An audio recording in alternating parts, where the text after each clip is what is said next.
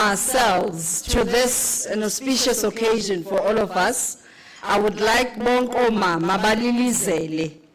Young girls to scream, abakwazi ukuflate, abashaya imikwezi.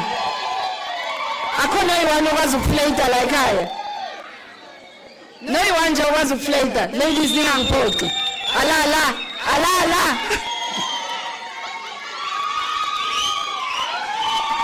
Okay, that's how we do it. Nobegalele right now is awake. Chovicho. Okay, thank you very much. Welcome everyone. This is Unisa-Sawid's Women Dialogue. This is the 2023 installment. Today we're celebrating milestones, offering solutions for South African women's priorities and action plan for a sustainable future. We raised our hands and said we want to be there when solutions are found. And we are those women who we have been waiting for. So as you sit there, please tell the person sitting next to you, I am the one the world is waiting for. And then say this to yourself, I am the one I'm waiting for. And shall we all stand?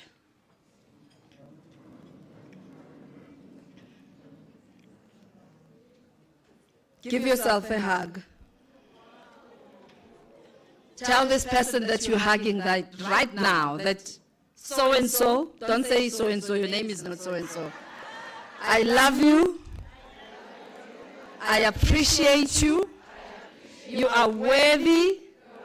You are important. You are precious. And God loves you. Some people are saying God loves you. God loves me. God loves me. God loves me. Thank you very much. You may be seated. My name is Crisalda Kananda. I am joined by Ms. Sophie Mabaso and later on Ms. Winnie Ngobeni, who are doing sign language. Give us a round of applause, please. Program directors are never given a round of applause, so I just had to demand it. Thank you. At this stage, I would like to recognize important people amongst us. In absentia, Professor Puleng LenkaBula, Vice Principal and Vice-Chancellor, and other members of the university management in attendance. Thoko Mpumlwana, Chairperson of the South African Women in Dialogue Trust, and other members of the Sawid and Young Sawid present here today. Professor Janet Cherry, who is from UDF 40, Dr. Brigalia Bam in absentia, Chairperson of the Thabo Mbeki Foundation, Professor Miahabo Mahano, who is Chairperson of the Unisa Women's Forum, and other members of the Unisa Women's Forum present here today. Representatives from various government departments, representatives from National Youth Development Agency present, representatives from ANC Women's League and ANC Youth League here this morning. Women in business present this morning, members of business community, members of ecclesiastical communities present. Those are church people. Hey, the clergy people. Just make English so easy. Tongue twister for a Xhosa girl. Those ones. Members of the African Women Leadership Network, members of the UNISA National Student Representative Council here with us today, representatives of the various organizations present, representatives of various media fraternal, other members of the university community present with us this morning, esteemed members of the audience present here, that is yourselves, and those participating virtually. We greet you, Molweni, Sanbonani, Dumelang. Good morning, right? Good morning. Goeie More, and all 12 languages. Please add yours as well. How do we say Sanbonan? There you go. Thank you. That's our 12th official language. At this stage, as you give a round of applause for all of us present today, all you're going to do is applaud. Please, I implore you, all you do is applaud so that we don't sleep. So now that we've acknowledged everyone, please let's applaud. On our program, we are going to take 15 minutes for a devotional item. I promise you it's going to be 15 minutes. Those who know me with time. Please, I am here as a program director, not a witch. Please stick to the time allocated. Because I would not want, when we have lunch, you pass me because you're upset that I did not give you more time. We are all given enough time. We know the time that we are allocated. Let's stick to that time so that nobody does the dirty work. And it's Women's Month, so let's be kind to one another. And help me to be kind to you. So we are doing a multi-faith devotion in this order. I'm going to ask on behalf of the Christian community, Ms. Tembega to come through, followed by Tembega Ntuli, Papama, Usiswama Semakhoseni, followed by Unisa Women's Forum, or she represents Unisa Women's Forum, followed by Jewish community representative, very own Ms. Riva Foreman, who's head of Interfaith Johannesburg. Thank you so much, Program Director. I promise asizukhuphuka. I greet you all in the name of Jesus Christ of Nazareth. We're going to pray, but before we do, allow me to just give you some words to digest. They are found in Philippians 4 verse 8. Now, my friends, I want to say this to you. Fill your minds with thoughts that are good. Think about things that are true, clean, right, lovely, and always think about things which people know are very good. So colleagues, in the midst of challenges and hurts that we go through, in the midst of pains that we go through, I'm so glad that it was confirmed when Sis Griselda said, let's tell ourselves good things. Let's tell ourselves things that are clean. Let us train our minds to focus on things that are meaningful to us, so that we erase the pain that is going on in the world. Let us hold our hands as I pray. Papa ka lebitso la Jesu Kristu wa Nazareth. Lord, I come to you in faith and in belief that you are with us today. Lord, I pray for the program. I pray for our program director, my God. Cover her with your grace. Cover us, my God, all the speakers that have been assigned today. I remove every spirit of fear, my God. Let them speak their truth with power. In the name of Jesus. Lord, this is the day that you've made. We shall rejoice in it, and we thank you. And everyone can say amen.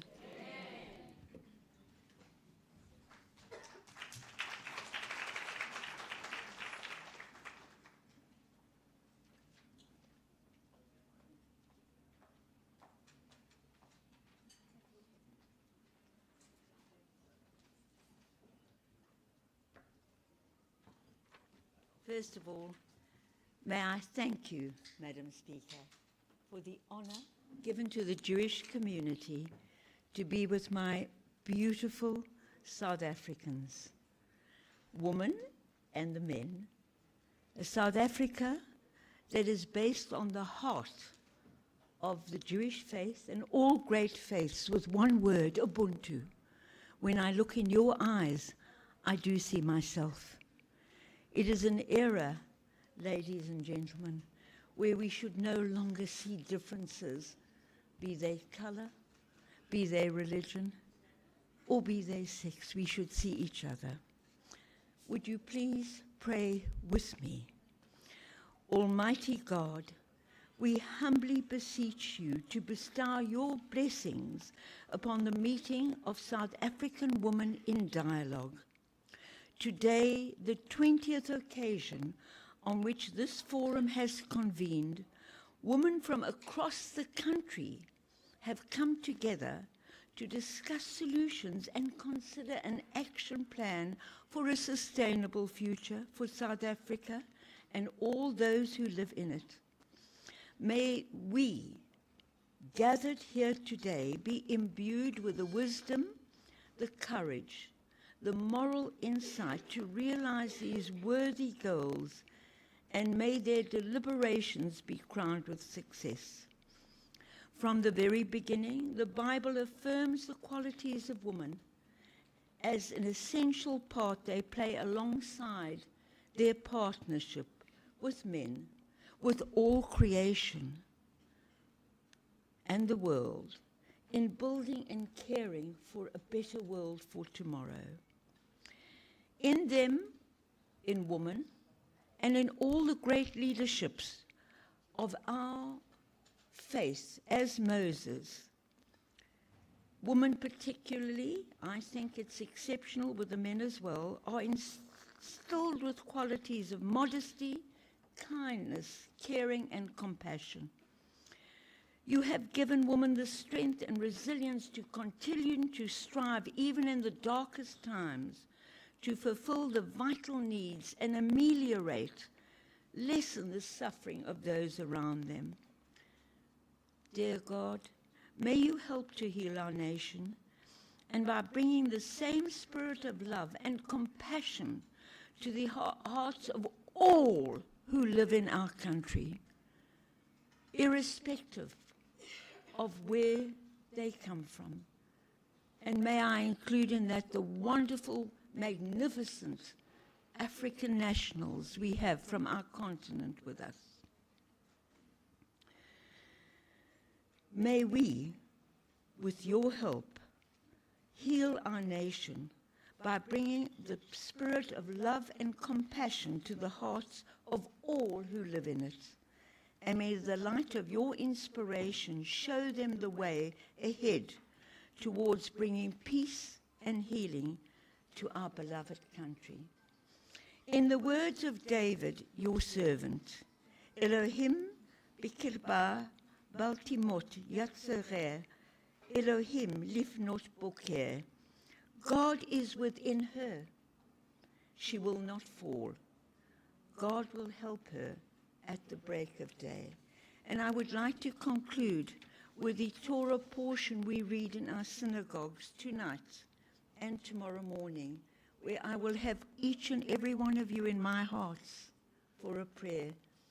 Our portion this week is Shoftim from Judges, and it opens with the words that is at the heart of every human being here, and particularly Sawid, this woman's organization.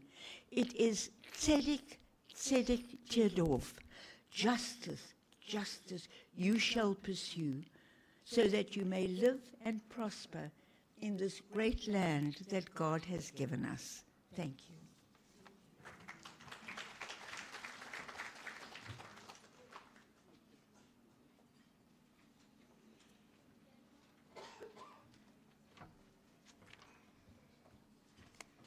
Thank you, Ms. Riva. Thank you for your commitment in traveling with us this journey of healing. We appreciate the partnership. Thank you very much. At this stage, I would like to just give a little bit of context. We have traveled the journey of Sawid. By the way, Sawid is turning 20 this year. We're celebrating 20 years. 20, and Unisa, 150. Are you not a dinosaur? Thank you, thank you, thank you. We have traveled many of these journeys with the Bama Kumaris community. This is a world spiritual university, a women-led spiritual organization that presented a piece on Shakti leadership, by which they mean a sacred feminine power, originating from divinity and translated into practical implementation. This was presented at the United Nations Commission on the Status of Women in March 2021, encouraging all of us to cultivate a new approach to leadership and co-create a new societies based on a new model of leadership that is resilient, compassionate, and inclusive, even in the face of uncertainty and adversity. I would like now for all of you to join hands as we welcome from the leadership of Shakti, Sister Pratibha Daya, who is a facilitator and teacher of Raja Yoga meditation. with the Brahma Kumaris World Spiritual University, and she's been there since 1996. She's currently based in Johannesburg. She serves on the Parliament of the World's Religions since 1993. Sister Pratibha Daya from Brahma Kumaris. Join us, please.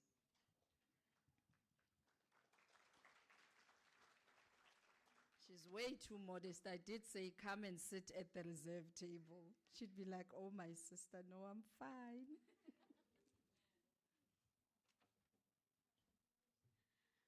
Good morning, my sisters and mothers. And it's such a pleasure to be with all of you today, especially since Sawid is turning 20. And it's been a wonderful journey, and I think it resembles in many ways the power that lies in the room already. I'm going to share about Shakti leadership, but I think it's something you can recognize already in yourself. So I'm just going to put words to something that will help you connect with. It's the resilience, it's the care, it's the compassion, it's the power within. So we, from within the Brahma Kumaris, have embarked on an initiative for a good few years because we feel the current global climate we are in requires a different form of power. We know the power that's based on ego, what it is doing to the world. We can see what's happening all over. COVID taught us a big lesson as well, that none of us are completely safe in our little corners. Climate is upon us as well. So in spite of all of these challenges, what is the kind of leadership and what is the kind of strength we need within ourselves? And so if we're going to offer a new way of going forward, it has to first start from within ourselves. So Shakti leadership is based on 3 important principles. And as my sister Griselda already described it, in a way that it's an inner feminine power that's based on a connection with the divine. So these 3 principles that Shakti leadership is based on, firstly, it's about, I need to know who I really am. And when we talk about the self, it's about exploring ourselves in a deeper way that even goes beyond our gender. It goes beyond the definitions we hold of ourselves based on our religious, cultural, historical conditioning. That beneath all of this, there is an innate spiritual energy that I am, and I need to connect with that so that I can begin to open up within me a capacity that goes beyond the limitations that so often I've been taught to think that I have. So the first aspect is that, and with that then, when I can re-see myself as a spiritual being, it enables me then to connect with that divine source. One of the things I do feel deeply is that without humility, we can't shift things. Without humility, there cannot be a renewal and a reconstruction. And connecting with the divine is in some ways acknowledging that we can't do it by ourselves, and that we need to become vessels to allow this pure energy to come within. My sister who gave the prayer earlier, when she said, let us hold good thoughts and clean ourselves from within.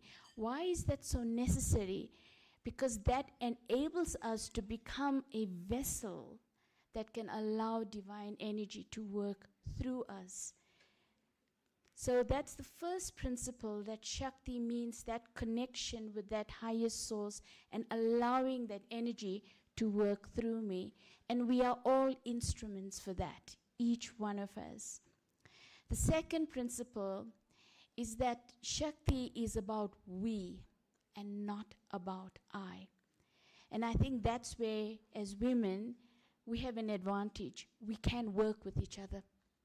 and to know that in this aspect of we, sometimes I lead and sometimes I follow. And each one of us has a moment to lead, and each one of us has value and has power. So that's the second principle on which Shakti is based. And so just to know, and I think Sawid is such a wonderful example of that, that everyone in this room knows you are a leader in your own right. We don't have to be waiting to be followed, but we know that building this sisterhood is so important because the world is too complex and not one of us can hold the solutions. It's our togetherness that we can find the solution going forward. And the third principle of Shakti leadership is that it's on the foundation of peace. At our core, we are peace. And without peace, we can't build anything. And so it's the individual peace and it's the collective peace that we build together. So these are three fundamental principles of Shakti that defines this way of emerging and renewing this inner capacity of a power that's based within each one of us that is based on spirituality. So I would like to now just end off by saying in some ways that now more than ever, it is time for women to be the visible agents of transformation. We mustn't play the role of being the backbone anymore. I think we need to really feel that we need to lead the way forward. In the Brahma Kumaris, it was an experiment that started over 80 years ago, where women were consciously made leaders and administrators. And from a little community, it has grown to an international organization and movement. So yes, we can do it, each one of us, when we come together. And it's our time to lead. The world needs our energy in that regard. And so in this process of transformation, to know that it's always an inward process that leads to an outward change. So the vision we hold for the world we want, we first have to create that reality in ourselves. It's a world of peace I want, I have to first make my mind peaceful. If it's a world of love and connection and cooperation I want, then I have to make my heart content and feel a connection with everyone else as well. So it's an inside-out process. And accessing the power of Shakti, which is this innate power in all of us, opens an invisible door to a pathway of opportunity that leads to the upliftment for all. You know, they say when a woman is empowered, it doesn't only serve her, it serves her family and it serves her community. And so just to know and recognize and be aware the power that we have within to making the shifts that we want. And I'd like to end off finally with a quotation from Dadi Janki's book, Wings of Soul, because I feel it always rings very true to how we need to sustain ourselves. And it goes that in today's world, true success will require constant courage and complete honesty on our part. If you ever do feel afraid or discouraged, here is a secret I would like to share with you. Take just one moment of silence. Go within yourself and invoke your courage. Have the faith that you do have a solution. You do have answers. You do know what must be done. Just turn inwards. Emerge the wisdom that is within and do something with it. So thank you very much.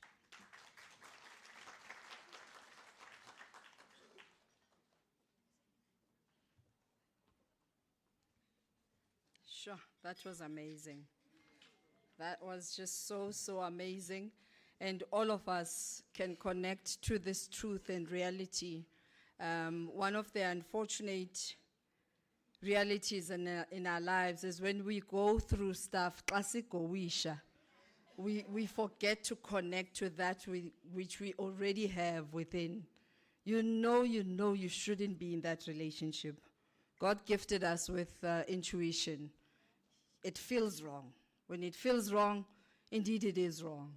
Maybe just to quickly give you examples, because somehow we managed to buy ourselves time with some of the speakers that are not going to make it for the program this morning. One of them is our Vice-Chancellor, who's unfortunately stuck in Kenya, and in absentia we recognize and that she's joining us online, and we are so grateful for that.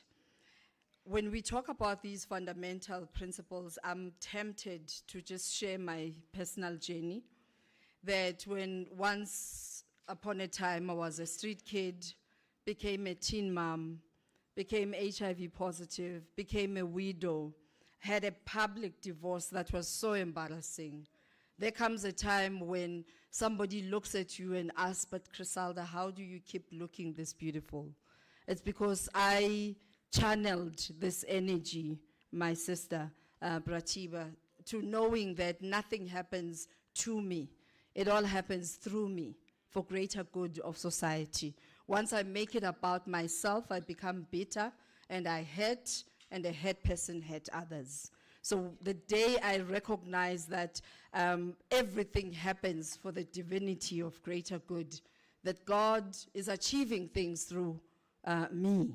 And because I raised my hand in church and said, if you can use anything, Lord, you can use me. And the using comes in different forms and shapes. You may perhaps be serving your communities as a singer. You may be serving your communities as a preacher. You may be serving your communities in many other ways. I serve my community by taking that which I go-wisha with and turn a mess into a message. And I hope that resonates with you as well. And when we talk about the second principle of leading and allowing yourself to follow, this is a gift I received by serving at Sawid. You get into that space and nobody labels you about the circumstances that you brought onto the organization. That which you bring to the table, whoever you tell us you are, we believe you, and you serve according to that which you said you are. I remember the one time, I have been this volunteer at Sawid forever, and Mam Thoko says, it's time for you to be on the board. I'm like, board? Doesn't own him nange boards. Hi, Mama. Now you are really way too believing in me. And she, took time to just read my resume. This is what you've achieved. If you don't believe it, read it yourself so that you can understand. South African women appreciate the journey that you've gone through, appreciate your act of service, and it's time for you to elevate that act of service. And we thank you, Mama, for always being one who leads from behind. She will force you to make decisions, and you think back and you're like, but this is unfair. That is leadership in action. And thank you for who you are in our lives. And that takes me to the next principle that is about the foundation of peace. My Makulu told me, or taught me, that when you are in an environment where you know zawuthukisa, things that will come out of your mouth are things that you will regret, and unfortunately once word is out, you can't take it back. Faka amanzi emlonyeni mntanami. Just put water in your mouth and don't swallow. Be in that environment with water in your mouth. You don't want to embarrass yourself by spitting the water during the people. So as the water is inside your mouth, you will be quiet. So practice it. It will save you trouble of saying I'm sorry later on. Did you lose the thought? Or are we still meditating on it?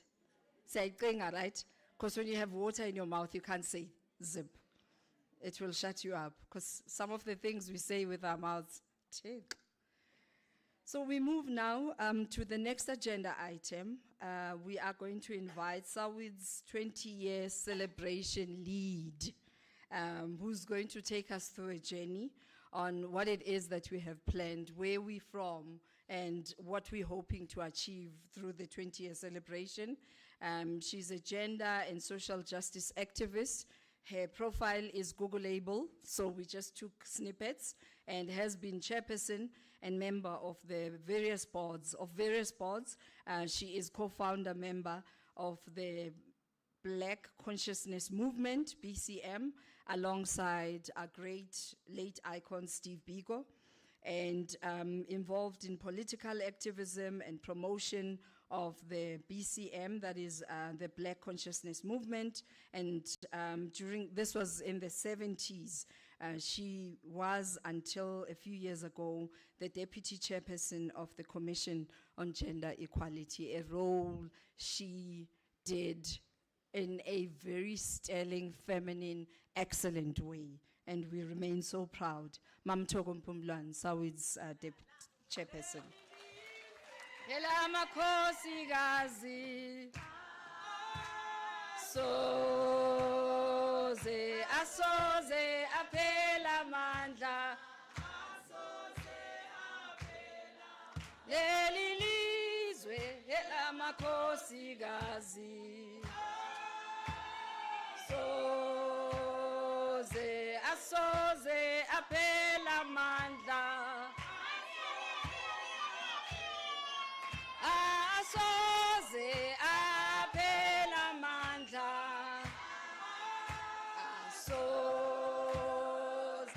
asoze aphela mandla asoze aphela. Thank you. This day is about you. So I was trying to cut Griselda short because we have come to celebrate you. Thank you very much. It's good to be here. It is always good to be together, to celebrate, to support each other, and to network. That's why we are here. So I start by thanking all of you for leaving all your important things to just come and be with us here. Thank you. I thank those who are online, who could not be here with us. We know that you would have wished to be physically here, but thank you that you are present with us in spirit. Believe it or not, I had written here, Eli Lizwe Lela Makhosikazi. I was going to try to sing it myself. And with that voice, we now have a person who will always sing for us, Ndivu. That voice will be used. And I want to say that some of these songs come a long, long way. That's how we encouraged each other at the darkest time of this country, as women. There was another one who used to sing a lot that says, a parliament. You remember that one? That we will go to parliament. Of course, it was really based on hope, nothing else. We just knew that evil does not prevail forever. And so here we are. We've got women all over. We are able to celebrate. And August 9 is really meant to celebrate those women who, against all odds, carry those bundles and bundles of petitions and letters. Also not knowing that the country will change, but determined to stand for justice. And so we are here for that. Because of time, I will have to keep to my script. I'm not very good at that, and I guess with age, it gets worse. I start with gratitude. This morning, we should all just start with gratitude. We have had COVID. We have had people who are not here who are sick. I'm grateful as the chair of the trust that we have this space given to us by those who lead this institution. So we live here with gratitude. Thank you, thank you, thank you. So, I will just say protocol observe, and thank you, Griselda, for all the acknowledgement of people who are here. And believe me, you are all special to us. We are celebrating 170 years here in this room. 150 for Unisa and 20 for us. Isn't that wonderful? And I was going to say to the Vice-Chancellor, to lead an institution that is 150 years old is not a child's play. And to say we look up to her to lead it to the next level. When I looked at these banners with flowers, I said, you can see a woman is leading now. Even the banners have got flowers. Small little things make a difference to just pep up the mood and make people feel at home. So I wanted to say that to you. I am privileged to take you through a journey that describes extraordinary origins of Sawid. Since our first dialogue with the women of the Democratic Republic of the Congo, which was hosted before July 2003, but it was hosted in March. I want to explain the passion of the founder. Today, I'm celebrating the passion of the founder. Our patron, Sis Zanele and Mrs. Zanele Mbeki. I know she would have killed me, but I thought it's only fair to do what I'm doing so that we can build on the theme of leadership, Shakti leadership. And in the hope that those of you in your spaces can learn something from this journey we've traveled and be able to apply some of those principles. Sawid is not only an organization she has founded.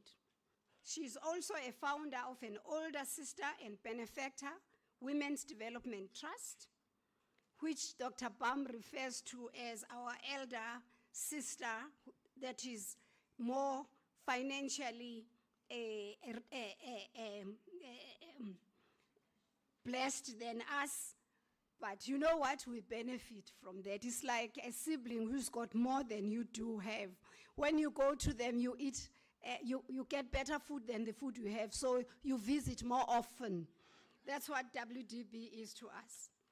But she's also a founder of Zanele Mbeki Development Trust, which is now called as ZMF, and also a founder of International Women's Forum, IWF-SA. Sawid was inspired by this ability of the founder not only to be in solidarity with other people, but also to help others. And her ability to call on others to help, and the lesson there is when you are in a space of authority and you have an idea, look around you. You will find people ready to support and build your vision in reality. And I once again want to say, you are our provincial coordinator in Gauteng. We brought someone, now we have a musician. You looked around and you knew that we don't have enough money to have people to sing, to hire. And it has just happened. That's what leadership is. In 2003, when Sawid was born out of a process of solidarity with women of the DRC, who were accompanying their partners during their difficult time, in fight in the Congo, and they're not finding each other. They were at Sun City, and how many of you have ever been at Sun City? Very few. It's very expensive, it's very posh. So these people from the Congo went there to sit, and they were supposed to negotiate. And they were not coming out with any solution. And you know who were mostly leading those delegations? Men. But there were women in those delegations, including their spouses. And Mrs. Mbeki, who was the spouse of the president at the time, listened and said, so what, I wonder what women are saying there. And it turned out that women were not saying anything, they were just there. And then they didn't have a voice, they were not involved. And so she mobilized South African women and said, you know, there will never be a solution there. Those women don't have a voice, they are not visible. On TV, we see men and they're not coming with a solution. And so what did she do? Mobilize South African women and said, just go and share with the women of the Congo how you came to a solution in South Africa across political party. Remember, we had just come out of a very bloody situation of people being killed by unknown people in Kadli home, in places. It was not peaceful. And political parties that saw the future differently, but they negotiated a constitution that they all signed into. And so when we had this session with these women, trust me, it was led by mediators who know how to get people to talk. Out of that was a declaration that was taken by women to the men in Sun City. And amongst the things they said was, we want peace, we want to be involved, and we want to go home and build our country. It was hardly a week or two, the men had agreed, they signed the thing, they went back, and elections were held in DRC. And then she said, no. South African women, this is going so well. You did a sterling job. Let's not forget that we have this past. How can we make sure we continue? And so after that, what happened? We then had our first dialogue in July. And the initiative started. It was the ability of the Sawid founder and patron to recognize and fill a gap in the DRC peace process.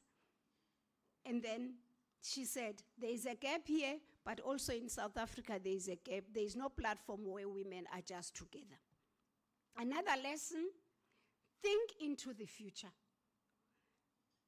Think of what in the present is happening and what you wish for in the future. If you are enjoying this moment, actually you must wish it for the next generation and work for it for the next generation. That's what we are learning from our founder. We are a non-partisan and not-for-profit movement. We are not even a membership. If you are passionate, you must just say, I want to be part of this initiative. We don't want membership, because once there is membership, people think then you know, some are more important. You just come with who you are. And so our tagline is, we are the ones who have been waiting for. So if you come, you must just know you are the ones who have been waiting for. So another lesson, we're non-partisan. Your political party does not define who you are as a human being. Your religion doesn't, your whatever doesn't. What matters is who you are inside and what you give to others and to society. We have learned that also from our patron and father. Our late Vuyo Mahlati said to us, Sawid is a movement of women by women, but for society. May her soul rest in peace. In the light of this, one of our characteristics that defines who we are is the relationship with our stakeholders. For those who know, our relationship started in 2015 or 2016 with UNISA. We were in great need of a new vision. Things were not easy for us. We were at our rock bottom. We didn't have money. But we had the drive and the vision that this thing must not die. And where did we go? We came to UNISA. We said, we need a home. What we need from you, we need a space to gather women. We need you to give us a budget. We need your academics to continue supporting us with research. We need a space where if there is really a need to have consultations, we can have them. And Unisa said, you have found your home. So here we are, I think 16 years after, we are still going strong. When we started, it was a small, but look where we are now, and we are growing. And I want to appreciate people like Professor Mahano, who is here, Sheila, who is here, and Hermina, who always works very hard in the corner, Nomsa, Ndela, Nonsigelelo Nak, and many others who are that crew that is always there to support us. We thank you for supporting us. The first of those dialogues we had here, we did with the women's the forum in 2016. And we were commemorating 60 years of the Women's March. And so, as we celebrate this journey with you today, we remember that dialogue. And we've had many with people like Phumzile Mlambo addressing us, Thuli addressing us, Madonsela, Gloria Sirobe, Nolita Fagute, and many others who have addressed us here. And we will hear from others today who will be addressing us, because we use this space to share ideas. We have celebrated our departed here. You will recall we have celebrated Vuyo Mashati here. We had our memorials here, Professor Hlengiwe Mkhize here. And so you must just know that this is now our home. We claim it. And the generations to come must just know, and the leaders of UNISA that come must just know that there are women who just belong here. So what we are also learning from our founder is that status cannot separate you from the wisdom on the ground, because that's why we're all here, and we don't ask you what position do you hold. All we want to know is, are you keen to serve? And part of our success in the past 20 years has been also the ability of our founder to pull back, empower others, and provide support. Trust you, Griselda, she did exactly the same with me. Starts an organization and then leaves and says, continue. And I said, goodness me, how do I do it? That's why at some point it was not strong. And she kept saying, you will do it. You will do it with the Brigela Bums and many others. And the lesson I learned there, it's okay to let go and allow others to lead you. And there's another lesson. Our greatest strength over the 20 years has been our ability to represent and amplify voices of women on the ground through our conversations. We are in all spaces, including WhatsApp, trust me, to hear what are people saying and what do people want. Because in 2003, that's exactly what women said to us. They said, we are poor, we remain poor, and if poverty is not addressed in South Africa, we will remain at the bottom of the ladder. I'm not sure that South Africa has done well on that one, but that's what they told us in 2003. And in 2006, we listened, and then we had a study tour that went to Chile and Tunisia, because those were the two countries that had actually worked on reducing poverty, because it's very difficult to deal with poverty. At the time, the Minister of Foreign Affairs was Nkosazana Dlamini Zuma. She facilitated it and helped us. to do that, also using her space as a minister at the time. Some of the lessons we learned, we brought back to South Africa. We presented to cabinet, we mobilized, and these are the things we found.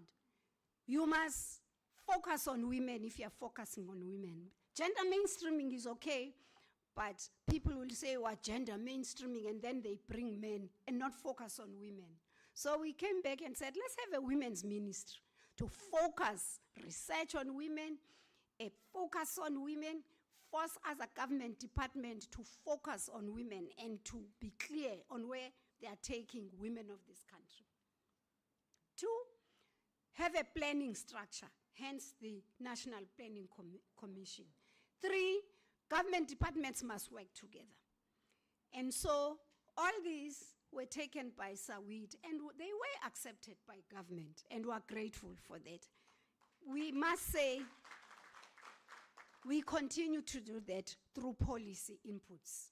There's going to be a marriage bill. We have a group that just deals with what is the current issue and how can we make sure we input into that. There's a marriage bill going on now, and don't make sure that your voice is heard, because once it is law, you can't act outside of the law and say they didn't consult us. We are telling you now, there's a marriage bill that's being debated. In some religions, you can just, by declaring, divorce your wife. And it's very as easy as also. These are all the things that are being done based on the Constitution of South Africa. It will be dishonest for me not to raise that we have had difficulties. We've had very major difficulties, but we're grateful that we are still alive. We have not been able to have adequate money to do everything we want. If we had money, we would be everywhere. Our provincial coordinator said, you don't give us money, we're just volunteers. We don't pay them. These are people who since 2003 said, I want to, in my province, to mobilize. And all we do, we take a phone and say, there are these, get us people who can, when we had problems in KZN, Sawidians went to visit Phoenix, organized by our provincial coordinator. So that is how we work to support others. So we don't have enough money. There is a trust deficit, of course, sometimes with governments changing, and sometimes we don't always say things that government wants to hear. And so some people will say, who are you? But we don't stop, simply because if you stand for justice, you must know you will not always be liked. So stand firm on the principles that matter of justice. So also, we continue to listen to the voices. We have thematic groups, and we have WhatsApp group. I hope when you leave, you can leave your name if you want to be included in our WhatsApp group. They are very useful. In a second, you can solve it. I mean, during COVID, there were young women who were trafficked during COVID, and someone posted. It was not long, we had someone who was ready to pay for their travel back home, who were able to identify, we got a shelter, and we got them back home. So in those fora, we are able to be in solidarity with each other.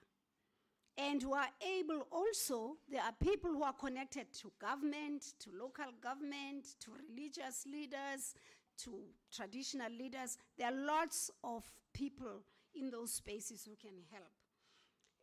For instance, I think that the fact that in this country there's so much violence, we really have to up our game to have peace monitors in every ward. That's what we're working on now. People who are trained to see when there's going to be an eruption. You cannot have in a country today, like I heard this morning, just 2 young people in Kailicha who are in love, simply because they are same sex, now they are going to be killed. You can't have that. You may not like it, but they've not hurt you. They have not hurt you. Just let them be. Just let them be and know that they are human. And actually, even the Constitution allows them to be who they are. If you don't want to associate with them, fine, but let them be. I think I'm about to end.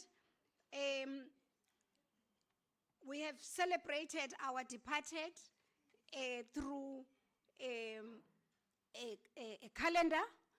We're going to have many events as we prepare for the final celebration of 5 days. Unfortunately, it's closed now. They'll kill me if I say you can still register. We are going to have 1,000 women. As we started with 1,000, we thought let's have 1,000 women celebrating 20 years of the existence of Sawid.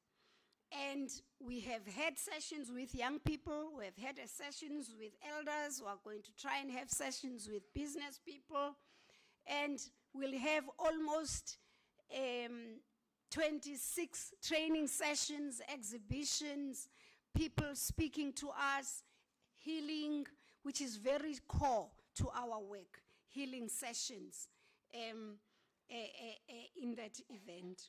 So that is how we're going to celebrate ourselves. So I wish to leave you with challenging you. One, if you are a Sawidian, you are a problem solver. You are not a problem giver. In other words, you are not going to, government has not done this, my parents have not done this, so and so has not done this. Yours is, there is a problem. What's the solution? Who can I get? How can I make sure it is solved?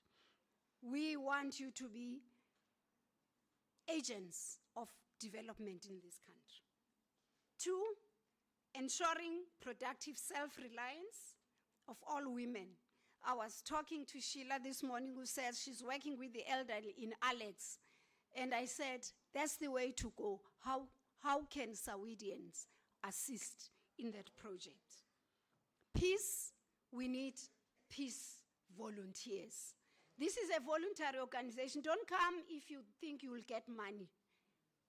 We don't pay. We pay you with our love and support. We have a very small group of people we pay very little.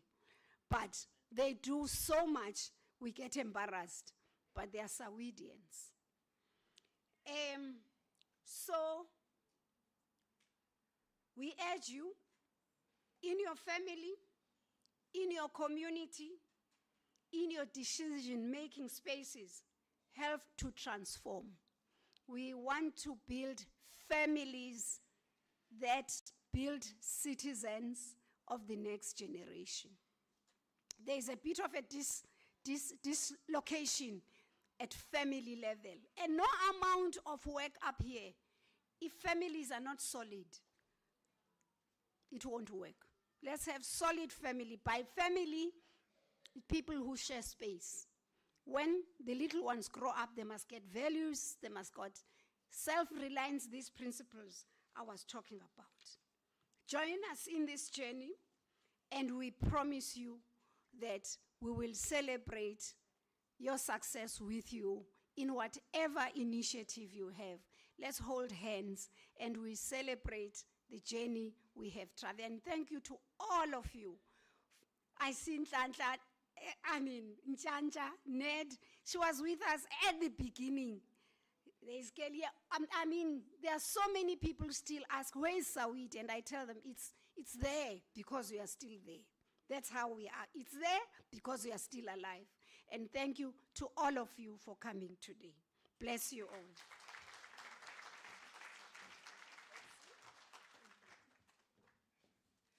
Hi, she deserves another round of applause. So many of you already have the Unisa Wi-Fi. For those of you who are visitors, username is Unisa Wi-Fi. And Wi-Fi code is capital U, Unisa, at 2022 at.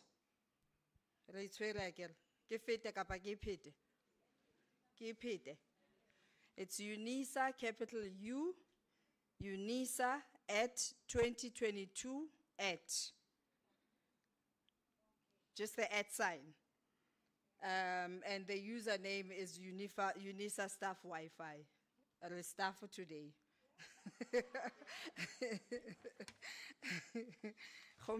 Staff.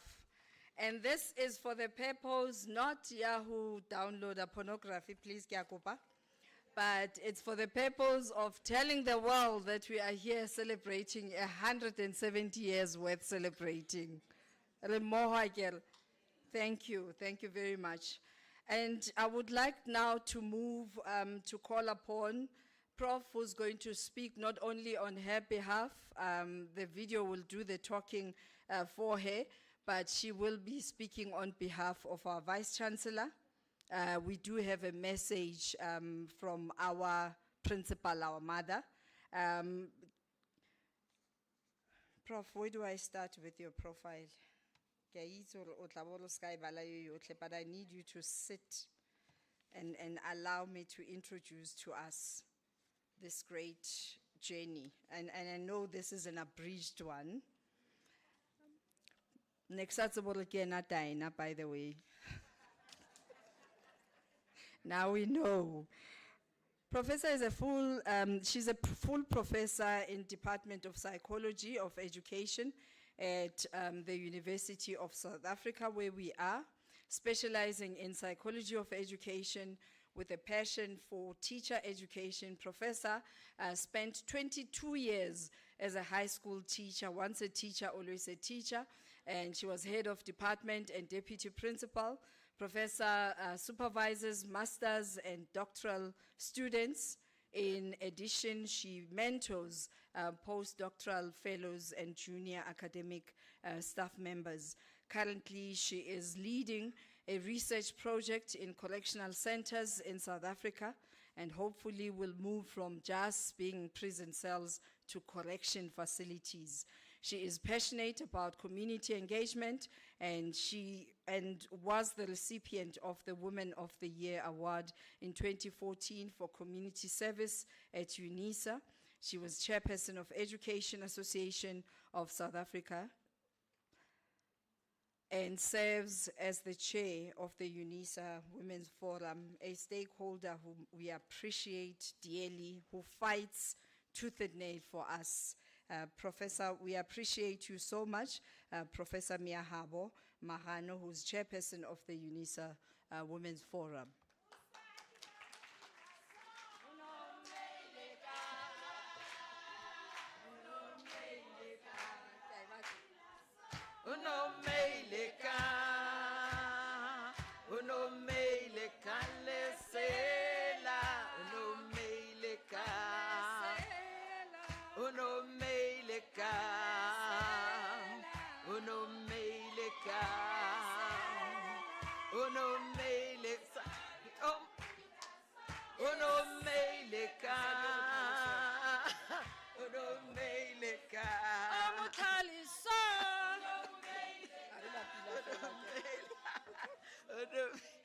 Thank you so much. On behalf of the Vice-Chancellor, Professor Puleng LenkaBula, the extended management of the University of South Africa, the Chairperson of South African Women in Dialogue, all the Sawidians gathered here, organizations gathered here, esteemed academics and employees of UNISA, distinguished guests, I just say a warm good morning, Dumelang, de Macheroni Lochani Abusheni. Today, as we gather to commemorate Women's Day here in South Africa, we celebrate the remarkable achievements, indomitable spirit, and invaluable contributions of women in shaping our society. This occasion not only pays tribute to the past struggles of women, but also serves as a reminder of the ongoing journey towards gender equality, empowerment, and leadership. In the vibrant tapestry of South African history, many names come to my mind, such as Me Charlotte Maxeke, Me Sisulu, Me Miriam Makeba, Me Winnie Madikizela Mandela, and many more. These names shine brightly as beacons of hope, activism, empowerment, and leadership that continues to inspire us all. As the University of South Africa, which turned 150 years on the 26th of June, 2023, we celebrate the first female Vice-Chancellor, and we are proud as women to be led by a woman of valor, as Shailini said. Let me quote the words of Professor Puleng LenkaBula on the 26th of June, 2023, as we were celebrating our 150 years. She said, I quote, "For 150 years and for several generations, UNISA has remained a pioneer and leader in the open distance education market. More than any other institution, UNISA has made quality education accessible to the poor and working class communities, as well as marginal geographies here at home and abroad. In this way, UNISA has made an indelible mark in the quest for a better quality of life, culture, and the self-realization of people. Everywhere in the world, the visions and missions of a university are contested in an increasingly ambiguous, uncertain, and volatile world. At UNISA, however, we have remained committed to the core mandate of learning, teaching, research, and engaged scholarship. Our core academic program enables us to be one with our community. Even during COVID, in 2021, our exams ran successfully and graduates were produced from this august university. Shall we applaud this institution? As the world changes in a rapid way, UNISA needs to remain true to its root and keep its gaze on its raison d'etre, which is to ask hard but relevant questions with a view to improving the human condition. For the next 150 years, we should keep the fires burning to remain true to our reason of being a mighty UNISA, University of the Land. And with her words, I want to conclude by saying, happy sesquicentenary. Shall we all say this word? Sesquicentenary. Again, because I'm a teacher, sesquicentenary. That is 150 years. Let me continue to say, we are now having the sesquicentenary and a score that is 170 years. So both UNISA and Sawid is 170 years, and we are very happy today as we have gathered this year. As the theme this year says, celebrating milestones, offering solutions, building a feminist women's movement for a peaceful and sustainable future. We want to say this theme leads to uplifting women in all spheres of society, recognizing that true progress could only be achieved when women are empowered to lead, participate, and contribute meaningfully. Not to be a passenger, but to contribute meaningfully in every space where you are. Either in a street where you stay, in the community, in the church where you are, wherever you are, contribute meaningfully and don't be a destroyer, but build another woman where you are. I want to say empowerment and leadership go hand in hand. Some people want positions, but they are not servant leaders. And positions with an ulterior motive of eating. And that is not what we as Unisans, as UWF, as Sawidians are for. We want servant leadership, people who will serve, people who will be accountable to their communities. Where you are, know that I'm being put in this position so that I am the keeper of my sister. And I must be able to take care of my sister and not to eat, no, but to serve and meaningfully so. Program Director, I want to say we are standing on shoulders of giants like Mam Zanele Mbeki, Mam Thoko Mpumlwana, and many other women leaders. We must reflect on the progress we have made and the work that lies ahead. We look backward. Thank you, Mam Thoko, for outlining all the progress that Sawid has made.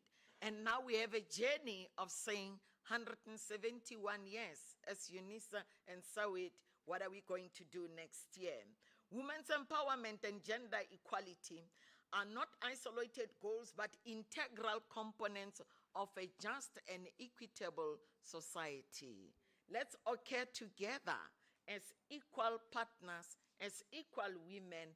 Let's throw our titles away, but know that every woman has a title. You are Rakhadi, you are Mane, you are Mamoholo, you are Koko, you are a sister, you are a mother. All women have titles.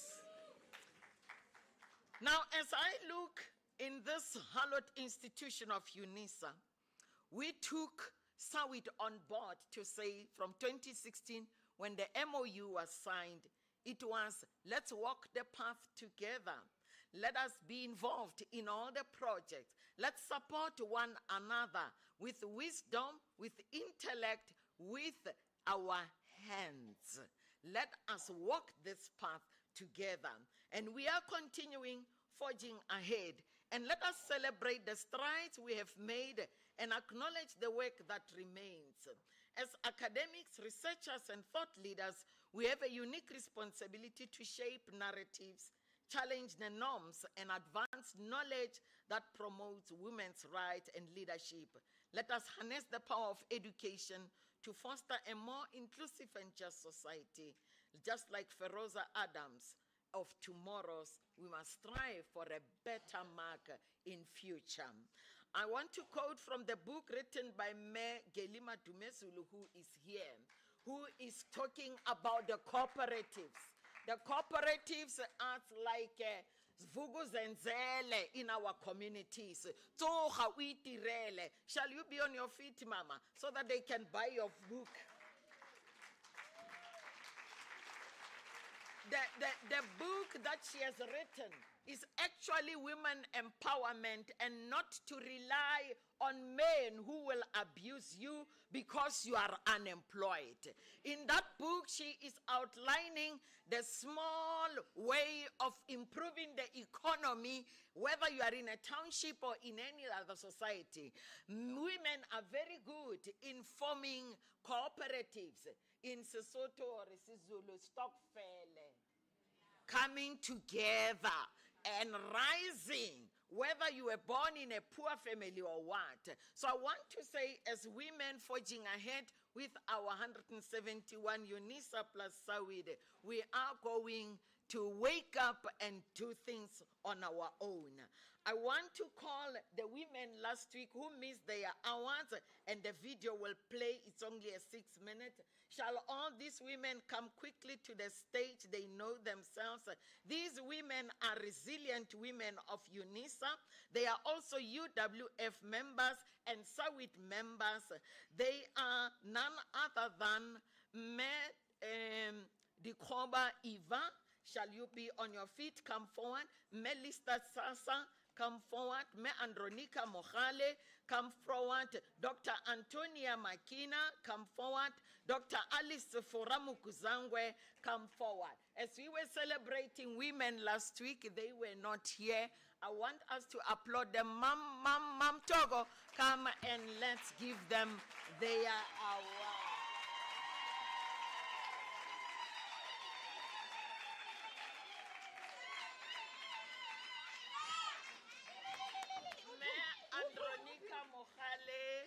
Congratulations, camera, content. Okay, now.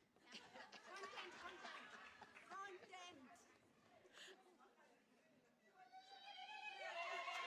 Thank you.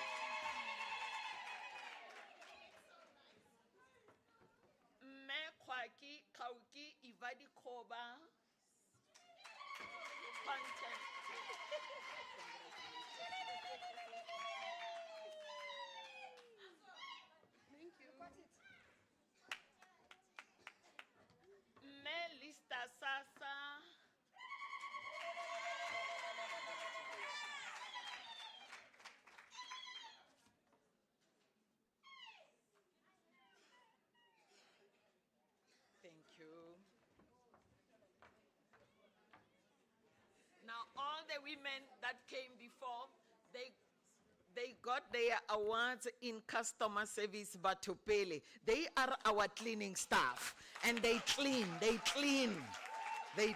Thank you very much. Now, as we step into academia and professional staff, we have a woman who achieved many awards in research, publications, and serving also in the Rotary Club. It's none other than Dr. Antonio Makina.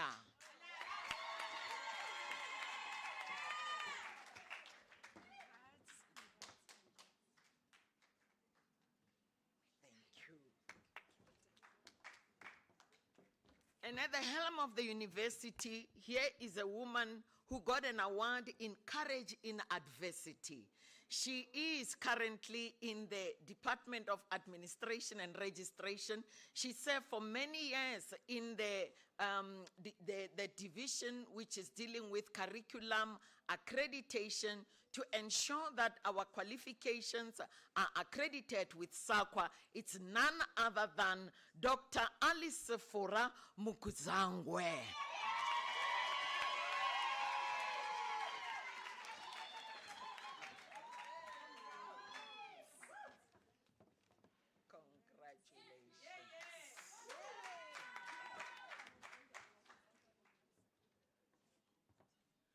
Okay, and then all the awardees, shall you walk to the rows? We are led by a woman, hence our banner has a flower. All the ladies who got the certificates, just march there with Ma'am Thoko, and then you take a group photo. Shall we play the video of the Engaged Scholarship? As UWF and Sawid, we have a project that is powerful in Ekurhuleni, Davidton. The women of Ekurhuleni are here. We said we will not be researchers only as Bomme Magano, Professor Magano, but we'll go to the ground. We'll go to the ground and work with the women. We are doing sewing, we are cooking, we are baking, and they did poultry farming. Let the women of Davidton be on your feet as the video is playing. Women of Davidton, halala. Thank you. May the video play. Thank you.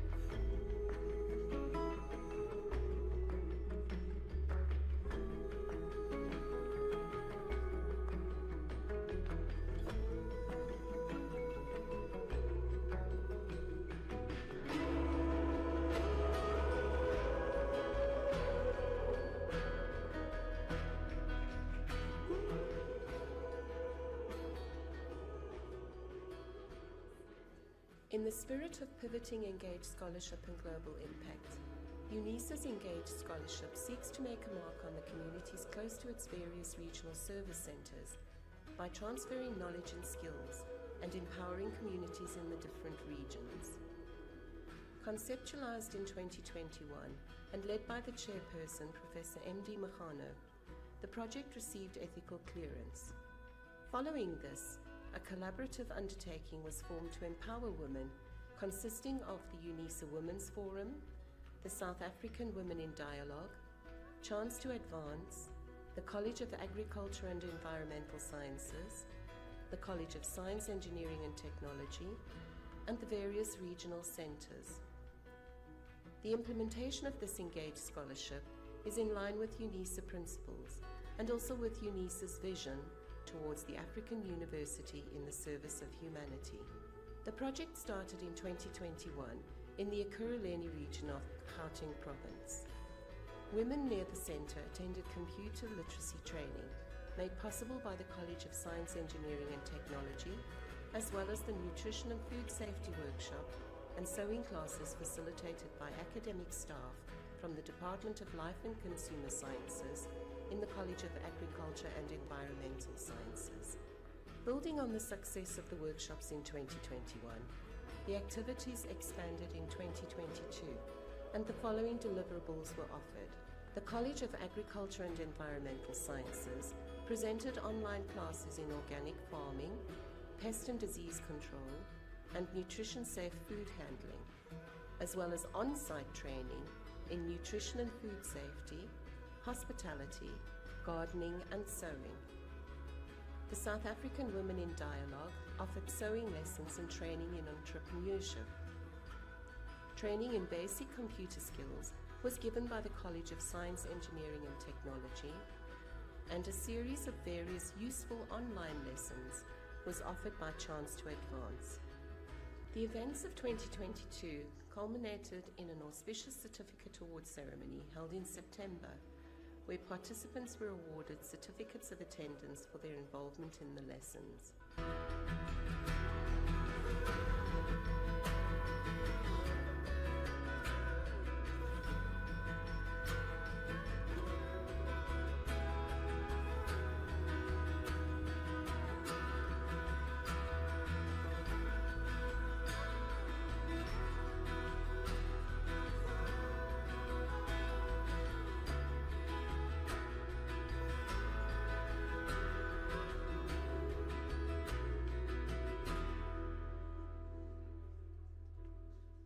The fight against gender-based violence will not be accomplished without capacitating men. Unisa's Women's Forum held its first conference for men in November 2022 with the purpose of reimagining a new man. The second event is planned for November 2023. In addition to this, collaborative scholarly research is currently underway, intending to develop an appropriate psychosocial intervention program. In 2023, activities in the Davidton community included a 3-day workshop in nutrition and food safety, which was followed by 2 days of cooking lessons. Furthermore, Davidton community members attended 9 online workshops arranged by Chance to Advance. All lessons stimulated considerable interest from the community members, with many wanting to participate. Now this year, for the first time, 3 regions joined the pursuit of empowering communities through skills transfer. The Polokwane Regional Service Centre has initiated a beekeeping project, which has received great support and commitment from the South African Women in Dialogue, the Mine Development Agency, and the Batauba Salwani Traditional Authority. 20 participants have been identified and are now keen to be involved in training and the beekeeping business. In the Untitled Regional Centre, 30 women attended the online workshop arranged by the Unisa Women's Forum through Chance to Advance. Further, an additional 28 women from the surrounding community attended computer literacy training conducted at the regional centre. The East London Regional Office held 2-day computer literacy workshops with a whopping attendance of 73 community members. The LenkaBula Regional Office also empowered 13 community members with computer literacy skills. The Cape Town Regional Centre has initiated a program for boys to ensure that they have a sense of school belonging, thus increasing their pass rate and mental health. The program is ethically approved and has obtained permission from the Western Cape Department of Education.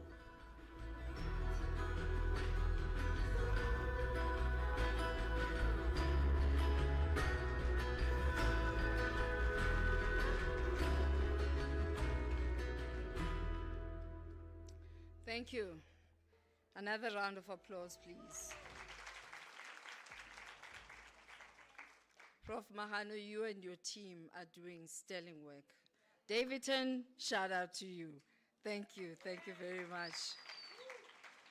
Please look at the sister sitting next to you. I sound like a pastor, I know. I'm a pastor today. Babang are still looking at me. I said, look at the sister sitting next to you. Look at her. What color is her eyes?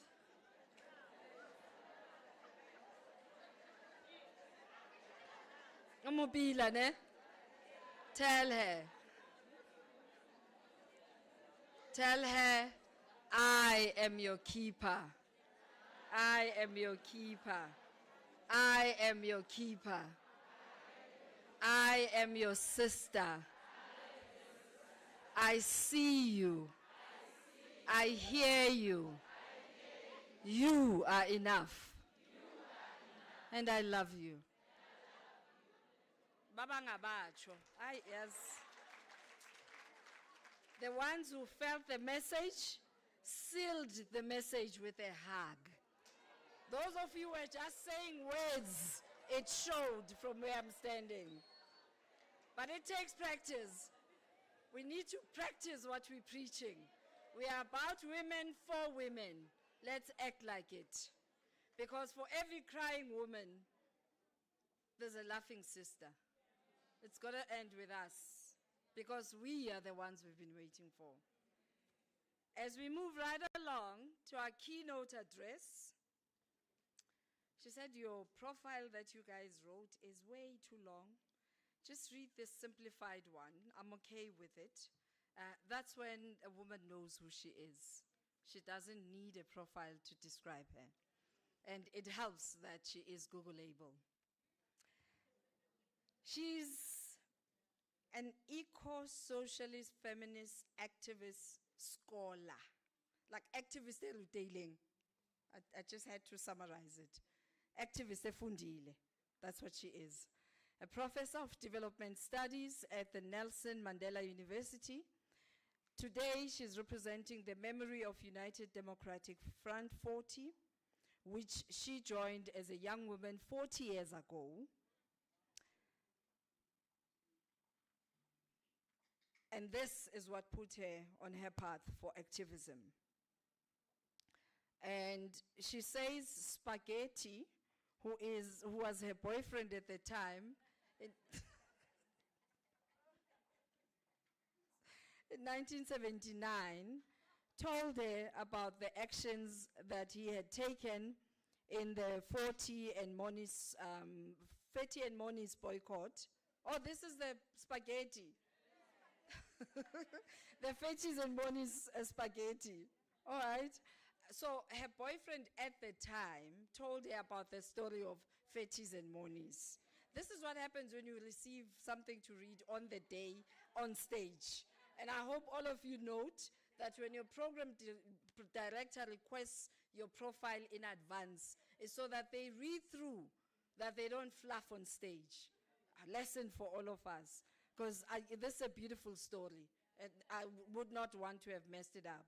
So at the time, her boyfriend in 1979, I hope he became husband and so many other things, but it's a story for another day. She'll tell us.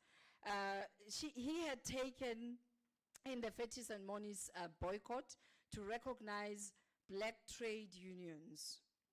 It made her realize that we all have urgency to take powerful and non-violent action for change. Who are you associating with? Who are you sharing your space with? Is it a person who's going to inspire you to do great?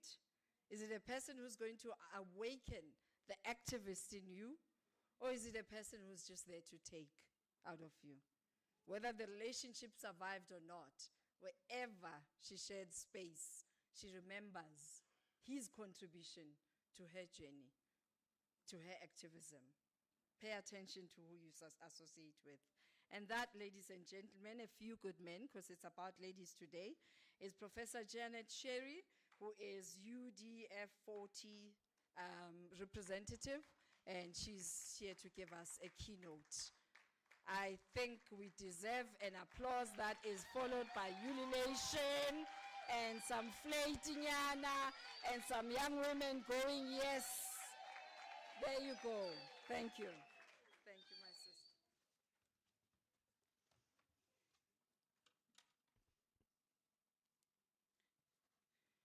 Grandmothers.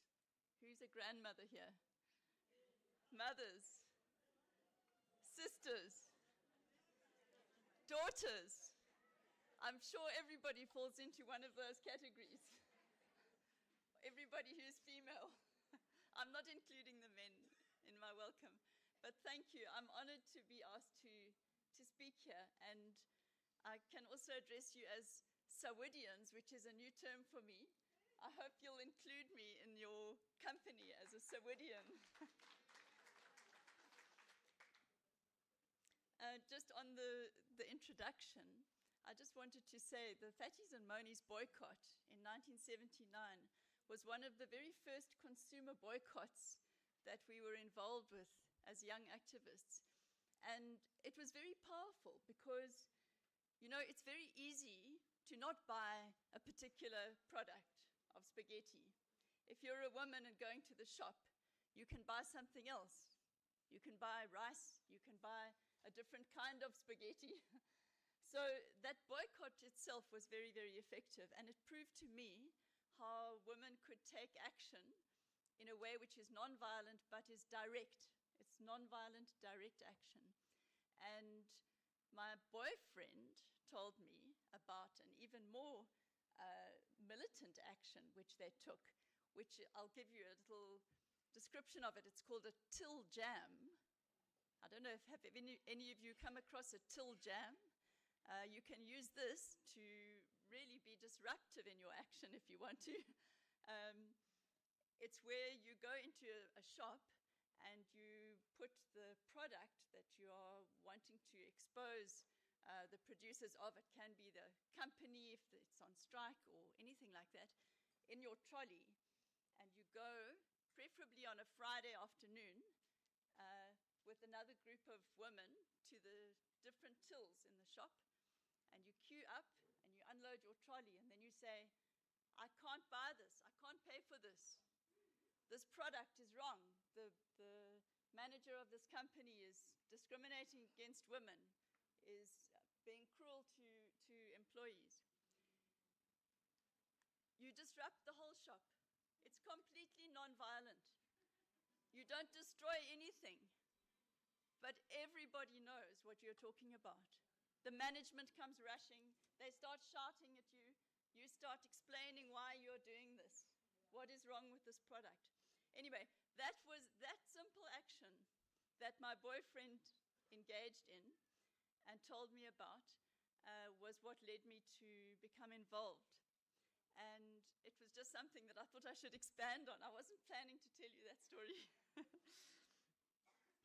But I was going to start by saying that this is really a time of great challenge for our society. And it's not a time for despair. It's not a time for cynicism. It's not a time for being passive. It's a time for women to stand up and to stand together in solidarity with one another. Now, what I was asked to speak about was representing the 40th anniversary of the United Democratic Front. And just to say that 40 years ago, we built a very powerful movement based on the principles of non-racialism, non-sexism, and democracy. And this movement, which was the United Democratic Front, included women's organizations and women in other sectoral organizations across the country, and it effectively challenged the apartheid state.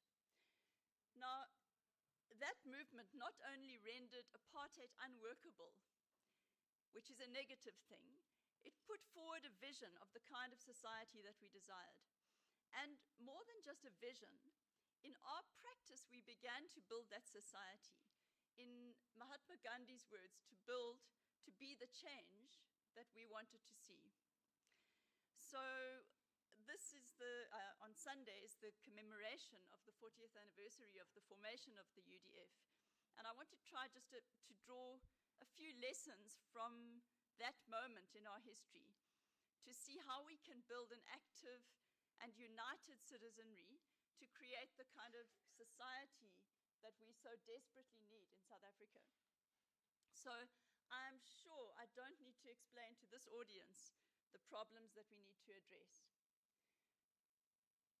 The first one is violence. And I think you know South Africa is actually now the third most violent country in the world that is not at war. So we are not at war. We are at peace as a country.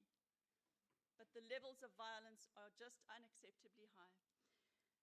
The second is obscene inequality. It is obscene. It's the highest level of inequality in the world. There are unsustainable levels of unemployment, around 1/3 of the economically active population, and there is almost zero social mobility. So what does this mean? There's a Saldru study on labor market income mobility. It found, now this is the sort of academic part of my address, intergenerational income elasticity for low-income families in South Africa is 0.9, almost 1. What does that mean? Almost no income mobility. What does it mean for you? It means there are virtually no prospects for children from low-income families to do better in the labor market than their parents. Almost no prospects. Business Insider says it will take 9 generations for a South African family to move from a low income to an average income family. 9 generations, that's like 200 years. That's very disturbing. The third thing is really what we call sustainable development, meeting basic needs for water, for food, for shelter, for healthcare. Despite our natural resources, which include enormous mineral wealth, you must see the profits that are being realized from manganese in South Africa at the moment. Manganese, sky high on global markets. Where is all that profit going to? Despite this plentiful mineral wealth, plentiful energy and land for food production, South Africa still produces more food than we need. We export food. We are able to produce enough food, more than enough food for the population. But many millions of people are hungry and don't have access to decent shelter or clean water. Now, moreover, climate change is exacerbating these problems and is going to cause unimaginable suffering in southern Africa in the future. We can't imagine it now, but if you think about the Durban floods, if you think about the drought in many parts of Zimbabwe, Mozambique, and some parts of South Africa, you will be aware of the threat that this poses to us. So, what should we be focusing on with these myriad of challenges we face? What is a viable program to achieve the change that we need and the future that we desire? So my brief here is to talk about the role of women's organizations in building an active citizenry for accountability and transformation. And I'm thinking, do we talk about just women's organizations, or do we talk about the organization of women in all spheres of society? And I think it's the latter. And any program that we devise, or that you devise as Sawid or as ordinary citizens in wherever you are, has to prioritize these 3 things that I've mentioned: overcoming violence, addressing inequality, and meeting basic needs in a sustainable way. And the latter is linked to the global and existential challenge of climate change. And for each of these priorities, I want to draw some lessons from our history as South African women and to point towards an action plan. So the lessons from history, we talked here about milestones in the title of this event. And I'm not going to look at famous women or at the events that we know about, including the 1956 Women's March, but rather at what we can learn about how ordinary women have been empowered to act in other situations. And I draw great inspiration and example from women who were powerful organizers in the 1950s and in the 1980s, and women who shared with me in my research how empowered they were from participating in various struggles, and how strong they felt, and how effective their actions were in bringing about change. So I want to give a couple of examples. I was going to talk in more depth about a campaign at a hospital, Livingston Hospital in Gqeberha, in what then Port Elizabeth, as it was called, which was organized in the 1956 by the ANC Women's League. And it was really interesting because they went to the superintendent. This was Hilda Chaka, and her leader was Florence Matumela, who you might have heard of. And they went to the very apartheid white Afrikaans superintendent of the hospital to demand two things. The one was that black nurses were being discriminated against and were being made to dress in black and white uniforms like domestic workers. And they said, we are not domestic workers here. We are nurses in this hospital. We are professionals. And they demanded that they be treated the same as the white nurses. And having persistently petitioned the superintendent and achieved that demand, very simple demand, they then went on to contest the quality of the food in the hospital until they improved the quality of the food in the hospital. Now, these were black women in 1956 who were not part of a national campaign. They were just acting locally around a very specific demand to hold the management of that hospital to account. And they did so successfully, despite the fact that this was apartheid, despite the fact that they had no power, they had no vote, they were not even considered citizens of this country, but they were able to achieve that.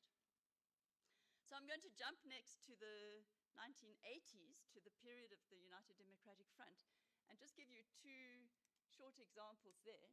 The first one was in Port Alfred, a small town in the Eastern Cape, and in that situation, there was in the township of KwaNomzamo, an elderly woman was raped, and the women who were organized into the Port Alfred Women's Organization at that time, it was a UDF affiliate, they first went to the police, obviously, and they demanded that some action be taken. There was no action taken against this rapist. And they said, this is enough. We are not going to stand for this. The women organized the entire township, the women of the township, to stay away from work and to implement a general strike, you can say, a women's general strike. Have you ever heard of a women's general strike? So most of the women, I think this is in the apartheid days, most of those women were employed as domestic workers or cashiers and so on in the shops and the homes in Port Alfred. And so this general strike of women had a great impact on the little town of Port Alfred. And some of the white women who were employers of these black women from KwaNomzamo then came forward and engaged them. And they went into KwaNomzamo Township and found Koleka and Quinty, who was the leader of the Port Alfred Women's Organization, and said, like, what must we do about this? How can we help? And we need to resolve the situation. You know, it's affecting us. So they then went and petitioned the police to take action as well. Very interesting example of solidarity in that rather unusual context. Well, the outcome of that, I'm not sure exactly what happened, but the woman in KwaNomzamo actually expelled that man from the township when the police didn't take action. But I don't think he was charged in the end, but in fact, the attempt by those women in their non-racial solidarity was to effect police action, to hold the police to account, to ensure that they took action. The third example was in 1986 as well, at the height of a period of great violence and what we sometimes refer to as the township uprising. And in Port Elizabeth, there was a situation of a cycle of violence where young men were being shot and killed in confrontation with the police almost every weekend. And there was a situation where the Port Elizabeth Women's Organization at one point said, we have to try and intervene. We have to bring an end to the cycle. So how do you intervene in a cycle of violence?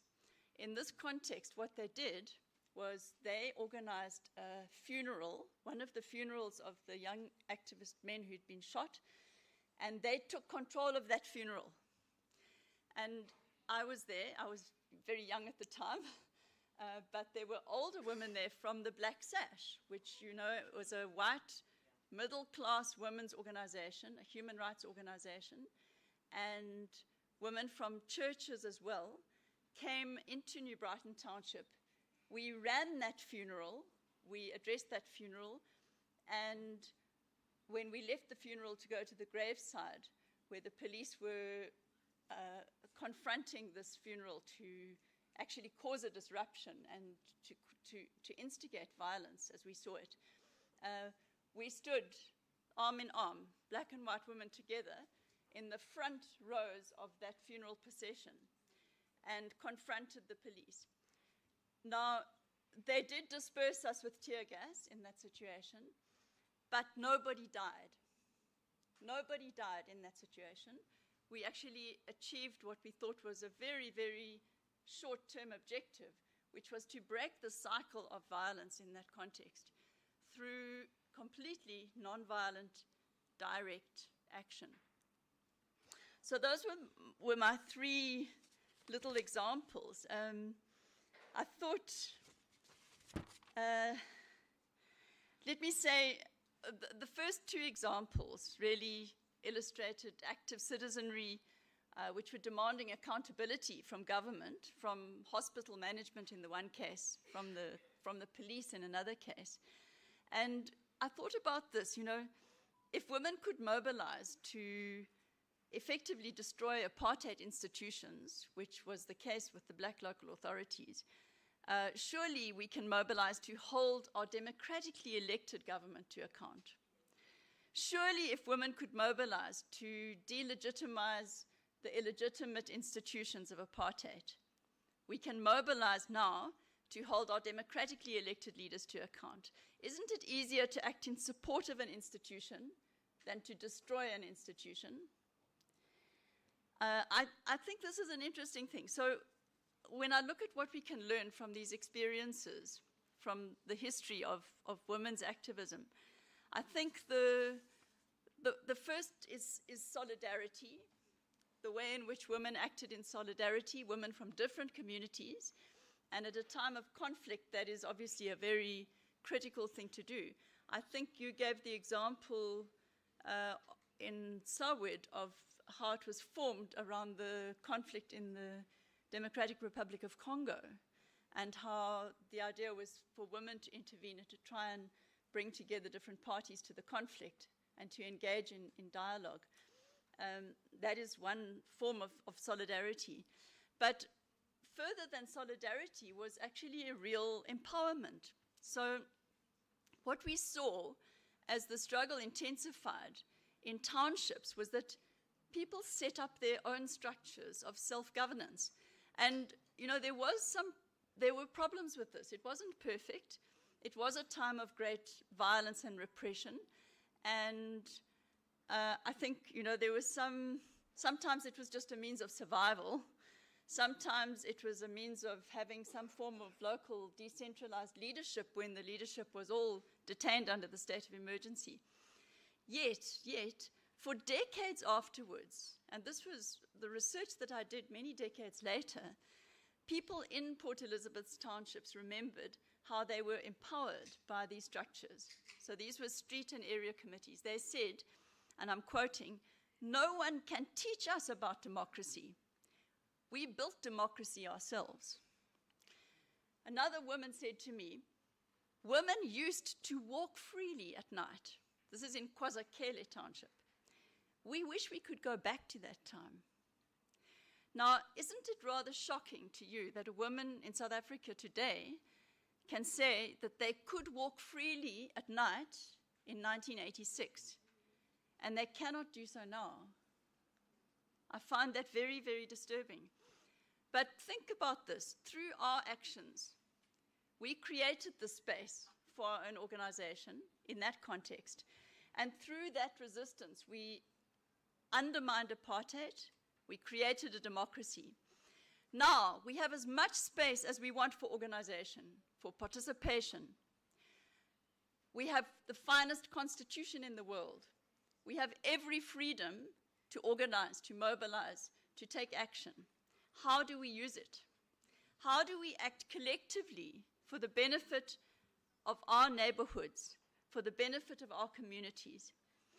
This is what I'm talking about, active citizenry.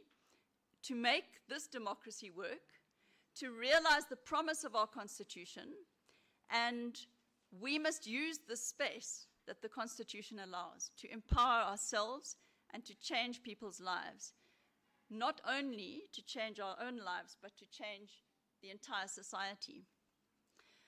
So this brings me to all these places where we can effect economic transformation are linked to the just transition from fossil fuel, which I was talking about climate change. I don't want to get diverted into the question of the just transition, but it's actually the overarching framework within which we have to understand this economic transformation.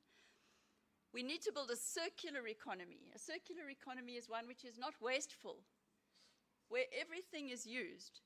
The wastewater, the grey water, you know, that we have these toilets where we flush potable drinking water, purified drinking water.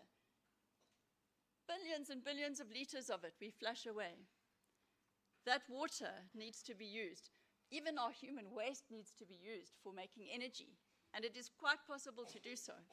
So there are many technological solutions which are within our grasp, which we are not using.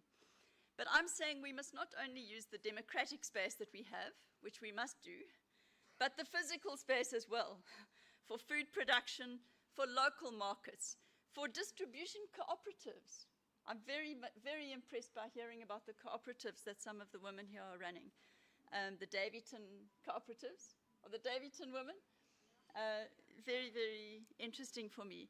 Community kitchens, internet cafes, energy cooperatives, waste recycling cooperatives, all of these things are within our own power to do, to implement. You don't need huge capital investment. You don't need huge sophisticated technology. You don't need to go to university to learn how to run a food cooperative. You don't need to go to university. I mean, it's nice if you can, but you don't need to. If we want to promote food sovereignty and nutrition for our families, we can organize ourselves into community gardens, into kitchens and food distribution cooperatives. And I hope you remember, you know, during the COVID pandemic, this is actually what happened. When we were confined to our neighborhoods, we started doing this. We started organizing local community kitchens. I mean, I was involved with women in townships in Port Elizabeth, setting up numerous vegetable gardens, setting up ways in which that food could be distributed to people. So these things happened all over the country, by the way. It's been quite well documented.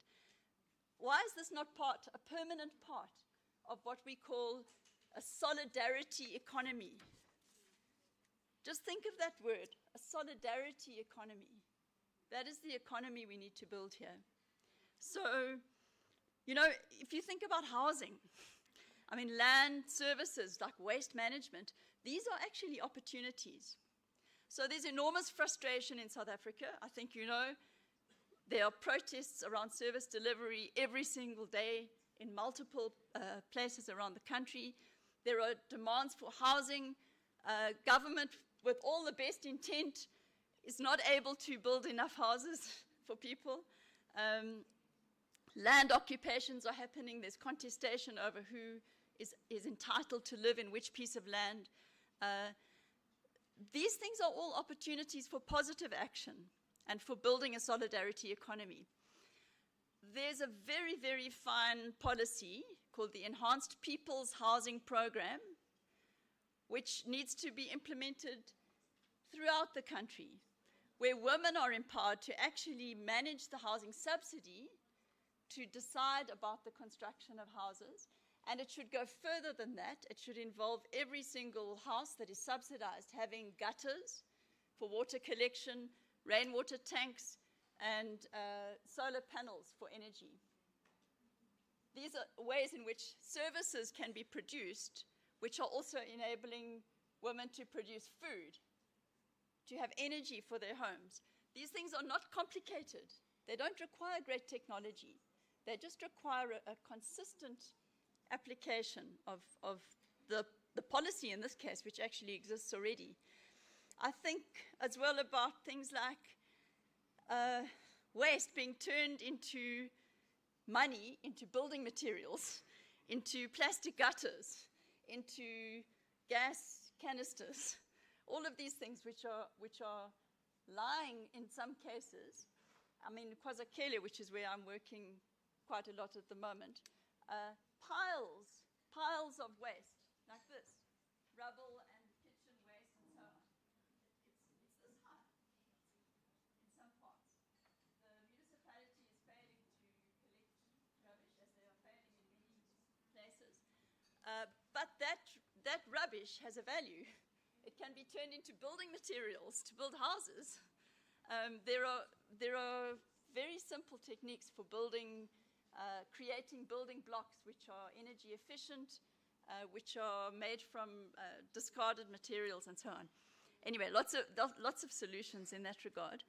I think also about cooperative banking. And it means, I was having a discussion about this yesterday, but about taking, you know, the burial societies that are run in every street, the Stokfeller, and taking that to another level. I know that Omar Mbeki was involved with this because I've got some background information on the Grameen banking system in Bangladesh. But these solutions are here. They are within our grasp, and I think it is not, it's not that we should always be looking to national government, to corporate capital to provide these solutions for us. I think you know where I'm coming from now. So let me just say, the examples that I gave from the struggle, they illustrate the way in which women's organization around local social problems can pose a radical change to the status quo. But we can also partner with government as well as put pressure on government to ensure delivery. So I see it as a sort of push-pull process, that we can take control of our lives and maintain independence of civil society. I think there's a problem in that such local organization now is today increasingly survival-based. You know, people are just like looking for the next meal, like where are they going to find the next meal? It's become depoliticized in a way because politics is the realm of elected representatives and party factions and fights and so on, and government officials and so on. But I think that this growing divide between civil and political society can actually be bridged by women's organization, and that we can infuse what I call a radical egalitarian politics into our democracy as women. Now, I don't know if people understand what I'm trying to say about this idea of a radical egalitarian politics. But it's like politics has gone in one direction, it's up there. And women's organizations in civil society are doing good things, you know, like you have a sewing group and a gardening group and so on. But there's nothing in between the two. There's nothing that links them together. We have to bridge that divide. And I think women's organizations are placed to do that. What does this mean? It means citizens can hold the state to account. Citizens can work with the state in creating solutions. And citizens, we can even create our own solutions without dependence on the state. All of those things, all three of those things. And combined, those will result in a deeper democracy.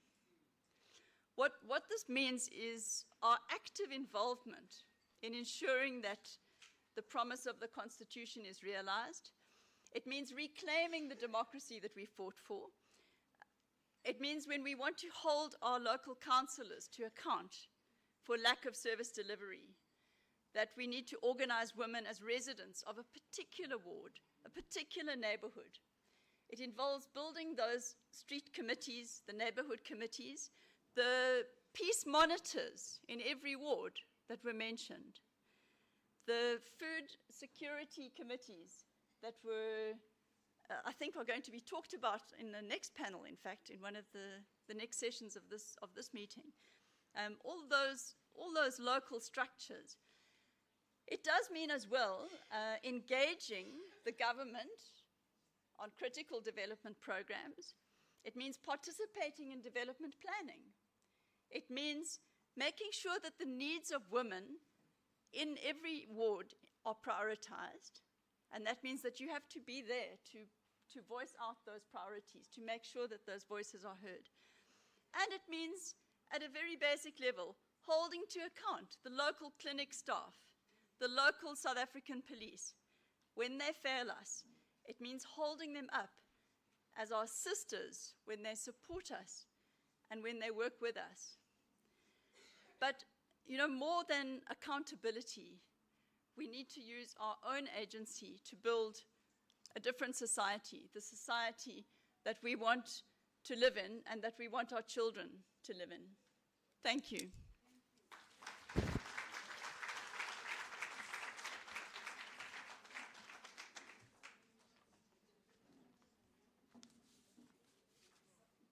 Sure, Prof. Food for thought. I think what hit me hard is you reminding us that we are a paycheck away from poverty, most of us. If you lose one income, that's it. And I think what hit me even harder is that we are 9 generations away from economic freedom. That ain't right. That means my children and my children's children and their children's children are going to inherit the month-end drama where you can't even answer your phone. Aye, kunzima. Kunzima. And I guess the clarion call is for all of us who are in positions of power to just reflect and look at what role are you playing in that position of power. Because some of us get into those positions to become the liability that society doesn't need. You know what you left behind, but you get there and be comfortable with first black, first woman, only woman. When do we get to a place where, as I rise, I lift? When I get into positions of power, I'm like, where are my sisters at? Because that's how you cushion your ground. Because oftentimes we rise and we close doors, and when they hit you, then you look for sisters. And then we are nowhere to be found. Because trust me, in boardrooms, men always look after themselves. Men are very selfish.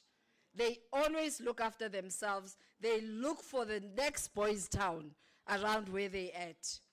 We only look for sisters when we are in trouble. We need to change this narrative. Thank you very much, Prof. You took us through a journey of self-reflection that as a collective, we do have power, and we need to begin to recognize that power, including the till block. I'm taking that advice. Your boyfriend was very smart. Need I ask, what are some of the organizations that we need to challenge? Could it be that ad of bread, who are just going to supply a child with a year-long bread instead of paying for education? We need to be woke and be aware and be mindful. We are here to change these narratives. And thank you. Professor was taking us on a journey on the role of women's organizations in building an active citizenry for accountability and transformation. And clearly from that talk, it can be done. It's possible. Can we please stand, please?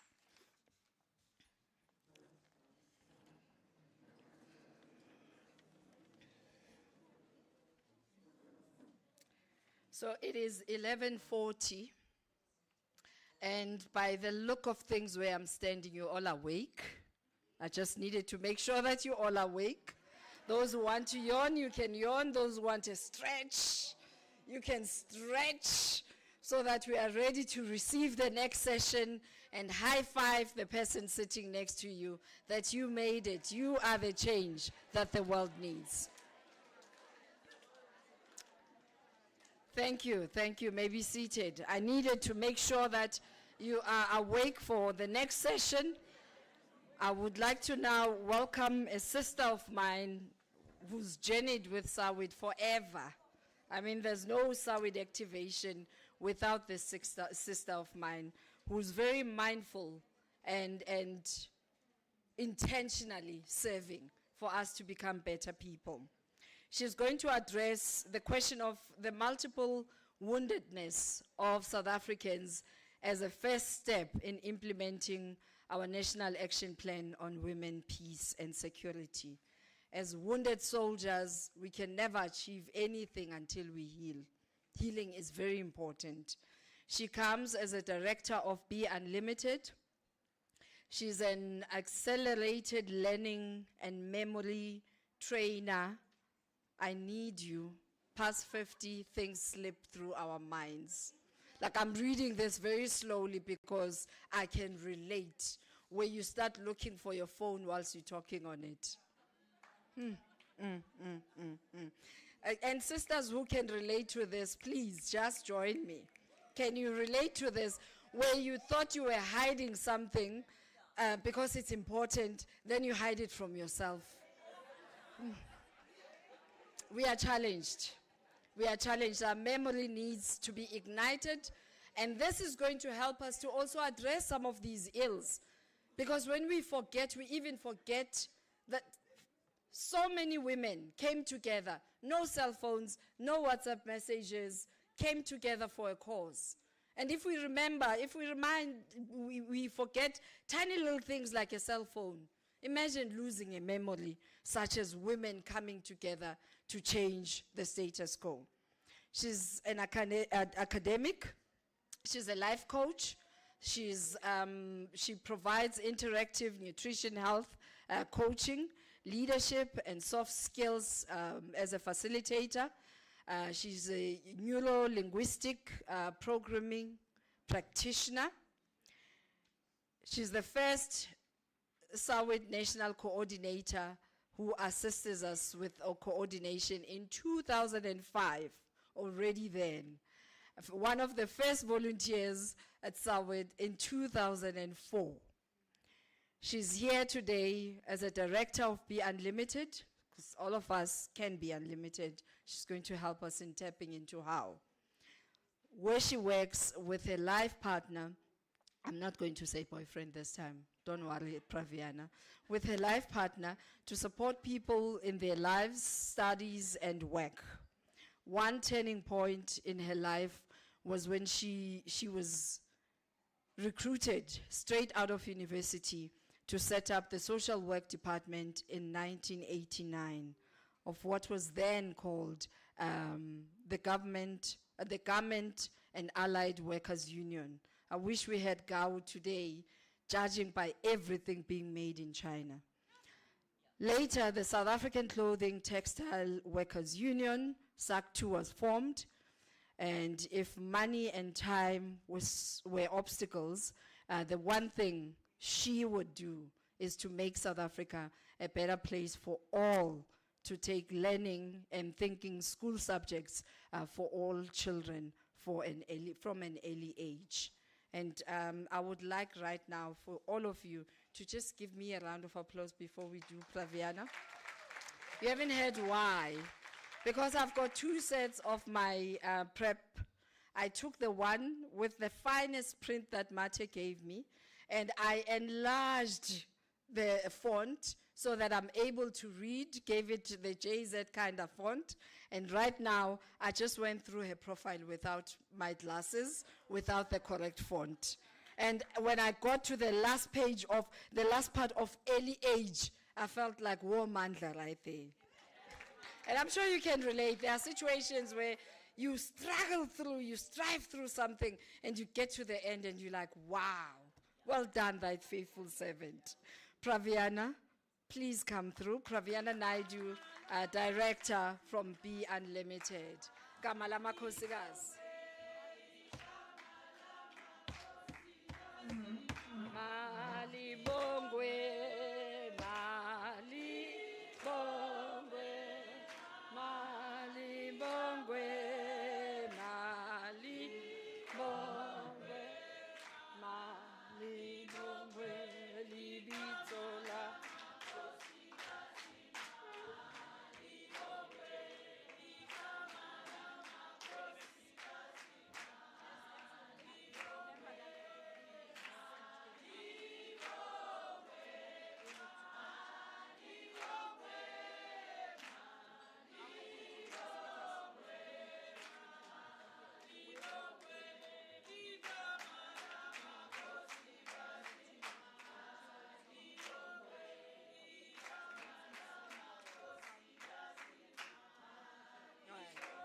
Thank you, thank you, thank you, thank you. So the two ladies are going to be joining online, and this is for the purpose of those who are assisting us technically. And Praviana is going to be with two ladies on stage. If we can have the mics, please. She will introduce her panel, and they shoot. Once again, addressing the multiple woundedness of South Africans as a first step in implementing our National Action Plan on Women, Peace, and Security. Was buying time for the mics. Thank you. And I love that she has a clock. No pressure. Thank you.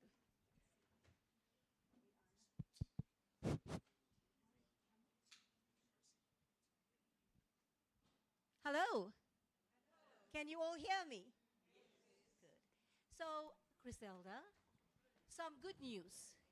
If you can remember that you have forgotten, you don't have a problem with your memory. Okay. Right. So if you remember that you left your spectacles in the refrigerator, you'll be okay.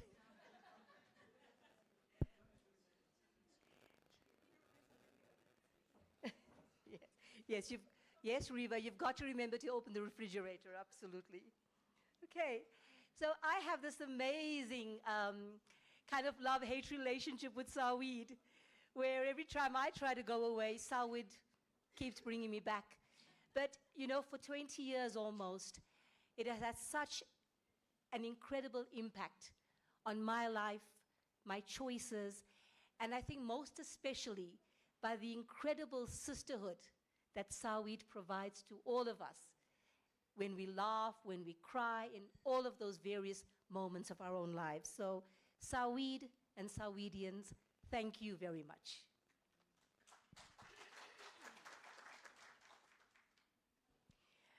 Unfortunately, I'm not using my memory training this morning because we've been so busy with Janet working on the UDF 40 event this weekend that I'm going to read my notes, okay? But if you are going to be in the September event, we're running 2 workshops on training your memory. So please, Mam Togo, if they haven't signed up, I'm inviting them again to do so, okay? So I want to give a little bit of context and background to this morning's panel, okay? So for those of us who don't know, the South African National Action Plan on Women, Peace and Security is a strategic framework that aims to promote gender equality, women's empowerment, and the inclusion of women in all aspects of peace and security efforts. It is aligned with the United Nations Security Council Resolution 1325, for those of you who care, and subsequent resolutions on women, peace and security. So we're one of many countries who have this kind of plan. The National Action Plan outlines specific goals and strategies to address the unique needs and challenges women and girls face in conflict and post-conflict situations. And I think Janet talked about how even though we're not fighting a war, we are such an extremely violent society. Okay, my notes keep jumping, so let me get back there. Thank you. Okay. It encompasses conflict prevention. So these are some of the pillars. Conflict prevention, conflict resolution, peace building, humanitarian response, and post-conflict reconstruction. In today's panel, we ask and answer the question, how do we connect our National Action Plan on Women, Peace and Security to the personal agency of women? Perhaps the most fundamental way to achieve this is to empower women to actively participate in and contribute to achieving this National Action Plan. And here's how the key objectives can be connected to women's personal agency and journeys. Regarding participation, the plan aims to increase the meaningful participation of women in decision-making processes related to peace and security. Women's individual, personal agency comes into play by encouraging them to engage in advocacy, leadership, and civic participation. Women can actively seek opportunities to join peace negotiations and community initiatives, contributing their unique perspectives, and expertise. Regarding protection, another pillar, empowering women to exercise their personal agency involves promoting awareness about their rights and available resources. Women can be educated about legal frameworks and support systems that protect them from gender-based violence and other forms of harm. By recognizing their agency, women can take steps to report abusers, seek help, and support others in their communities. Prevention. Women's personal agency can be harnessed for conflict prevention through initiatives that address the root causes of violence and instability. So often we are mopping up the water rather than trying to close the tap. Women can participate in community dialogues, education campaigns, and local projects promoting social cohesion, tolerance, and understanding. They can also contribute to building resilient and peaceful communities by taking ownership of these efforts. Relief and recovery. Women's personal agency is crucial during relief and recovery. They can actively rebuild their communities by engaging in livelihood activities, accessing education and healthcare services, and contributing to economic recovery. Isn't it beautiful how all the pieces are coming together? Okay. Women's agency can be channeled into entrepreneurship, vocational training, and community development projects that promote long-term stability. And I think women are so much better than that than generally men are. And finally, regarding coordination and implementation, women's personal agency can be leveraged in coordinating and implementing the National Action Plan. Women can actively engage with government agencies, civil society organizations, and international partners to realize the plan's objectives effectively. Our involvement can enhance accountability, transparency, and the plan's overall impact. So now in connecting the critical objectives to the National Plan and Action Plan on Women, Peace and Security to women's personal agency involves creating an enabling environment where women are empowered to take the initiative, make informed decisions, and actively contribute to peace and security efforts. This empowerment consists in recognizing and addressing barriers that may hinder women's agency, such as discriminatory norms, lack of resources, and limited access to opportunities. By fostering women's personal agency, this National Action Plan on Women, Peace and Security can achieve more sustainable and impactful outcomes in promoting women's rights and gender equality in South Africa's peace and security landscape. On a closer note, Martha, my dear friend and sister, reminded me that in the last general election, Sawid collaborated with the Institute for Justice and Reconciliation on a tool called WEMP, Women's Electoral Mechanism for Peace. So things are happening. We need to share that more and bring more people into it. So what I'd like to now is introduce each of our 4 women in the panel. We have, somebody's missing. Nozuko. Come, sweetie. Nozuko, okay? And then we have 2 others online. I'll introduce them. So I'd like to do that to each of them. And in introducing them in this panel on personal agency, addressing the multiple woundedness of South Africans as a first step in implementing our National Action Plan on Women, Peace and Security. And while I'm doing that, I'd like, before you go into each of your respective inputs, I'd like you, while I'm introducing you, to just think about if you had to succinctly synthesize your overall message into 1 or 2 sentences, so that everybody here gets thinking about it before you present your full address. Think about what those 1 or 2 sentences would be, all right? And then you'll go later into your full presentation. So I'd like now to introduce 4 incredible women who inspire us to emulate their lived examples of how each of us can take charge of our agency to change our lives and the lives of others. So, Marjorie, Thank you for being a part of my life. I know I go in and out of it, but I know you're always there. So Dr. Marjorie Johnson is the National Director at Khulumani Support Group, which works in response to members' needs to restore the dignity of people harmed by apartheid through activities that transform victims into active citizens. How powerful that is. We are the ones we've been waiting for. Marjorie is a passionate change maker in her own words, working with others to give substance to our dreams of a country and a world that works for all of us. That's Marjorie Johnson. We have a Violet Mpumlwana, who is right now sitting in the Eastern Cape.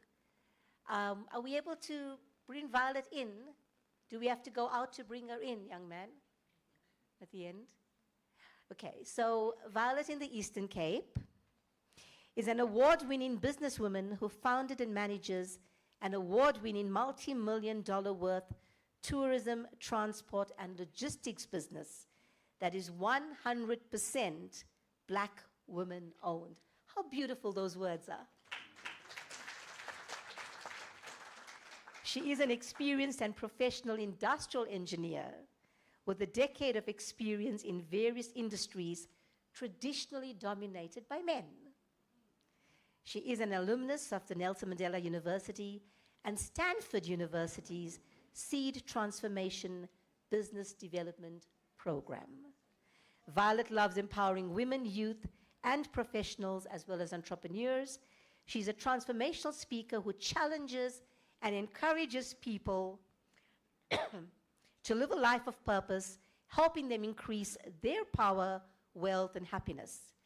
Violet is a true inspiration to the African woman and was recently nominated under 3 categories at the Women in Transport Awards in 2022 last year.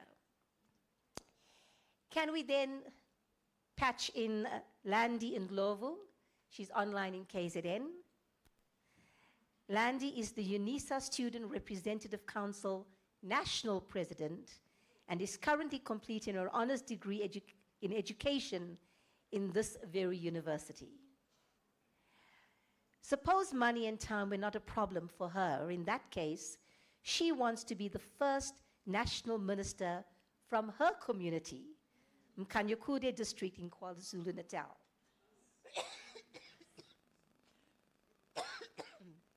And particularly, thanks, Rita, I lost my water. And particularly the Minister of Education, to impact young people to change their lives and that of their community and that of the nation and the world.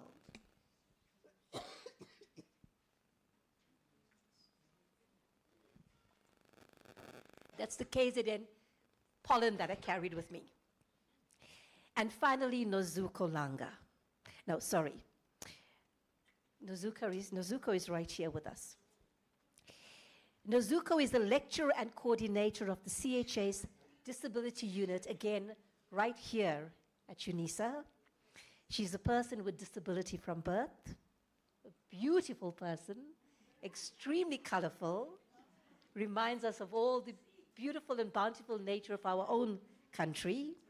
She is the deputy chairperson of the UNISA Women's Forum.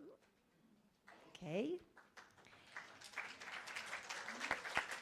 Where she focuses mainly on disability on the agenda. The one thing that put her on her current path is resilience in overcoming obstacles that the majority of people, disabled people, are scared to overcome. And she does what she does because she wants to be an agent of change where she is and in her larger community. Thank you. So Marjorie, I'm going to give you time to give us 2 sentences on your core message for today. Is it working? Just tap.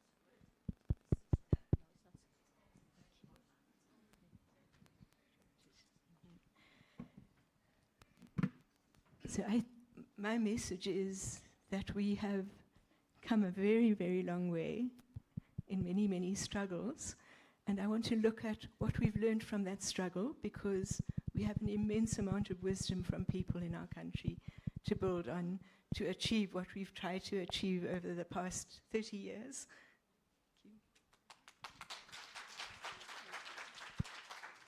And because you're right here with us, Nozuko, you're going to speak next. Your 1-2 sentence message. Okay. Today, I would like to note that despite international commitments towards children and women with disabilities, it actually remained invisible in research and programs meant to build more equitable, inclusive society. So then, therefore, I would like, as from today upwards, to make sure that we put our government in a corner, not in a corner per se, to be responsible in terms of fulfilling what they wrote in our constitution, and also adhere to conventional of human for people with disabilities. Thank you. Thank you, Nozuko. Violet, are you there, sweetie? Yes, Violet, ma'am. your 2 sentences, and you can say hi to everyone. Greetings to all the lovely ladies sitting there in Pretoria. I'm blessed so much to be part of you this morning. My topic is stories of resilience and healing from despair to hope and possibilities. And I would like to share with the ladies that you are not your situation, and that life is not a straight line. It's a parabola. It has its ups and downs. So when you're up, don't think it's permanent, and the same as when you're down, never think it's permanent. So after every valley, there's a mountain. After every mountain, there will be another valley. But life is like that. As long as you know that, then you will not despair when you're in your valleys. Beautiful. There's a quotation that says, life is a lot like walking through a park on a sunny day. So sometimes you're under the trees and it's shady, and sometimes you're out in the open and it's sunny, and that's life. Okay, then do we have Landy? Are you there for your 2 sentences?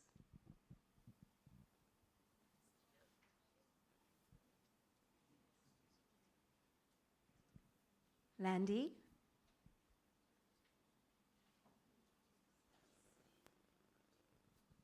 Okay, we'll see if we can get Landy back. So Marjorie, you now have about 6 minutes to take us into your input for today. And Marjorie is talking primarily on healing, reconstruction, and restitution, based largely on her experiences for decades in the Kulumani support group. Thank you. I've also, speak with this. I'm also going to try and keep myself to time using my phone. Thank you. I called this The Long Walk Continues, Revisiting a Journey. I think we need to think back on our memories of where we come from, when we found a way, which I think Sawid is an example of, through dialogue to facilitate the emergence of a movement of ordinary people united across our differences in being a force for change. I feel we are at another turning point where we can actually make things take a big step forward in that regard. We lived with the excitement of participation in shaping the world of our dreams. We built the instruments to give substance to that dream, but we really failed in many ways to make what it consisted of, to make it conscious. So I want to start basically where my journey with Kulumani started, looking at the transition, the journey, and the journey that was one into democratization, and now the needed transformation into social and economic conditions that support all people.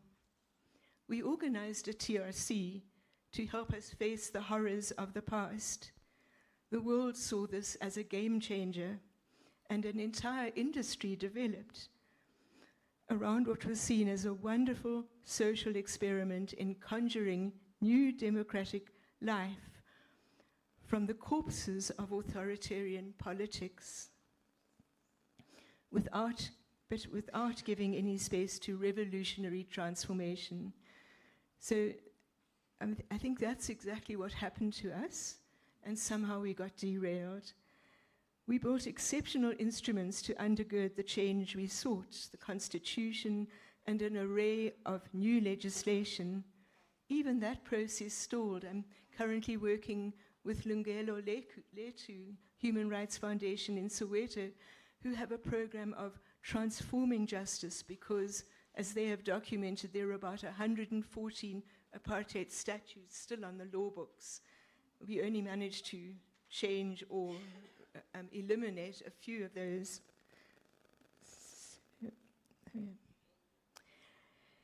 Okay, and so we continue to be in a troubled state with our memories of the excitement of change that we lived through, but with puzzlement about where we have become stuck. And I think our place presently is one of stuckness, but with lots and lots of potential. At the time on this journey, we turned to African philosophy to try and explain the change as a manifestation of the embodiment of Ubuntu in our society. We remembered how Steve Biko, in the midst of apartheid horror, had spoken of Africa and our potential gift to the world, to give to the world a more human face. That was something that I loved, that statement of Steve Biko. We longed for this to materialize in all our lives, but we failed to make conscious the understanding of the work that this would involve. And I think we need to start where possibly one of the places where we did go wrong was in how we have not made us a country of belonging for all its people. We are still a place that others many different people, and othering is the opposite of a belonging which implies acceptance and inclusion of all people. Instead, we see a lot of intolerance and exclusion, and the most vulnerable in our midst are often the people who are blamed for our situation. So I was remembering in the story of Kulumani how when the International Conference on the UN, the World Conference Against Racism and all forms of exploitation and discrimination, took place in Durban, and Kulumani had a delegation at that meeting. And it was a wonderful, wonderful meeting. But this past week, I've been interviewed by LLM students who are trying to find out why everything stopped basically there. You know, we had this conference, and with the Durban Declaration of Action was an exceptionally good document.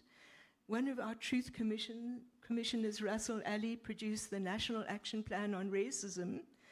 So I was being asked this week to explain how we never got to use that instrument to help change our country. And I think we have a National Action Plan on Women, Peace and Security, which is where I'm basically connected to Sawid, but we haven't put substance to that action plan against racism and all forms of exploitation.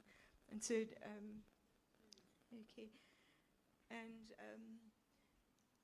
yeah, and I think what happened in the meantime, we were at that conference and we met black people from the diaspora, because the black diaspora had played a major role in bringing freedom to South Africa. And at that conference, they felt completely excluded. It was very, very sad. There was at that time, government wasn't thinking in terms of how do we include the people who fought for our freedom.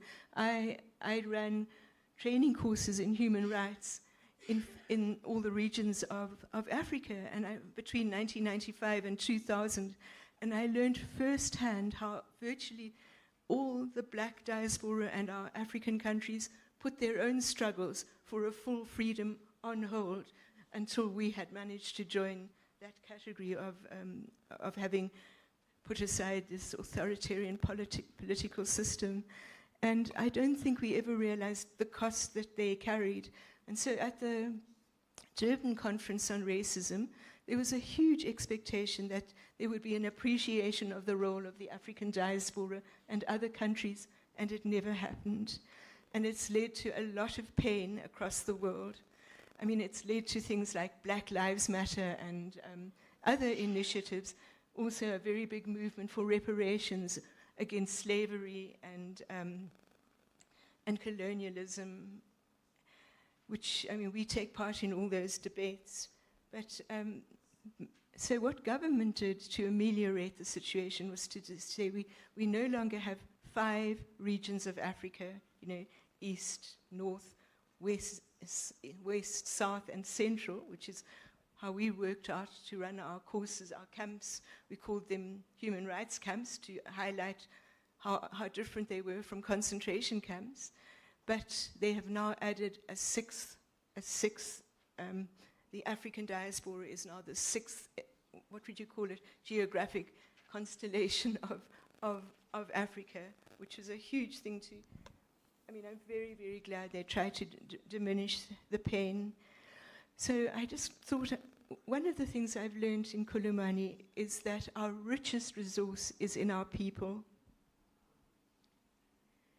The dedicated individuals who endured the violations of the past, who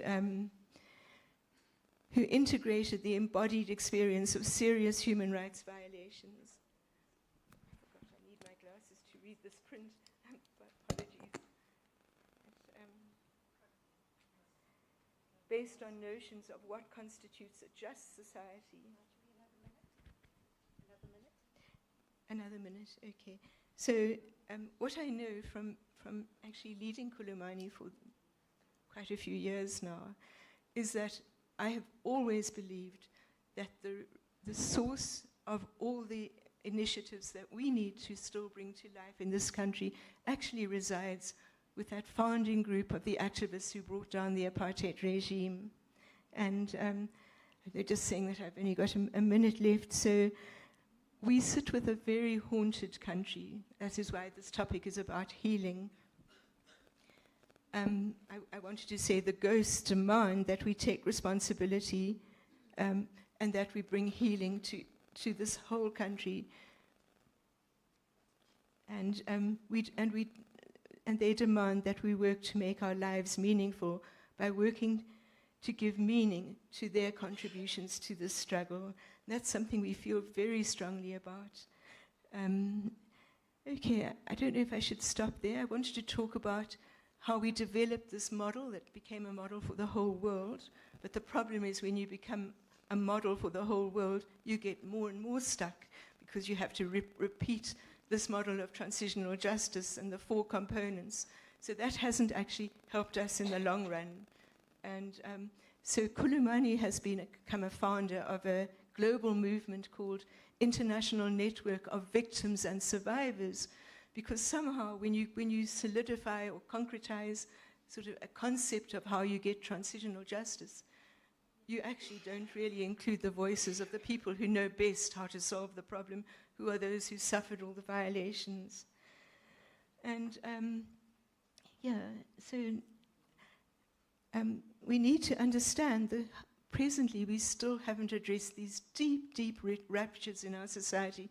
Janet mentioned them. We haven't dealt with them. The ruptures of landlessness, of dispossession, and of the indignity of deep impoverishment. And so we have to make sense of these shared troubles. We are all affected by them. No matter where you are in the economic spectrum, we are all affected and we all have a responsibility to help solve it. And so I thought we should just think of the solution as being recentering the interests of the dispossessed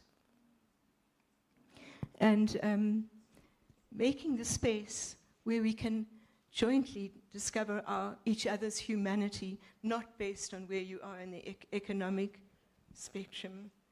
Our individual hopes can become shared hopes, and then we will come to know for ourselves the meaning of being truly human as we grow relationships of mutual recognition. And I think that's where we have to start. The struggle for justice. Justice is unfulfilled. The struggle for recognition of every citizen in this country, every person in the country.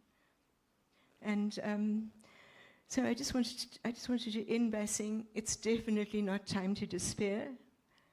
we may be living through times that are particularly challenging, but we can act and we can recorrect the course that we've been on. And so I think I'll end there. I think it's, of course, correcting the course is not a passive thing. It's not something to do from your armchair. It needs each of us to pick up where we are located and also to come together in this kind of forum. So thank you. I think that's done the right thing.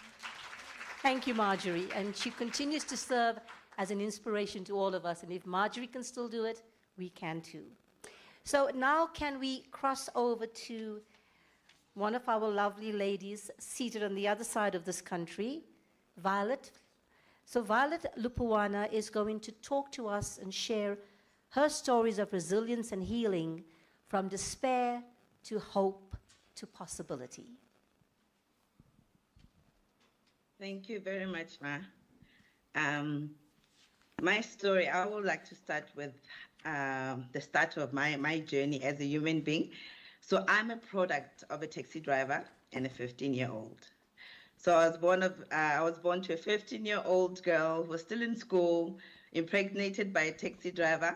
And then just fast forward, I'm now one of the biggest taxi owners in the Eastern Cape. So that's just the summary.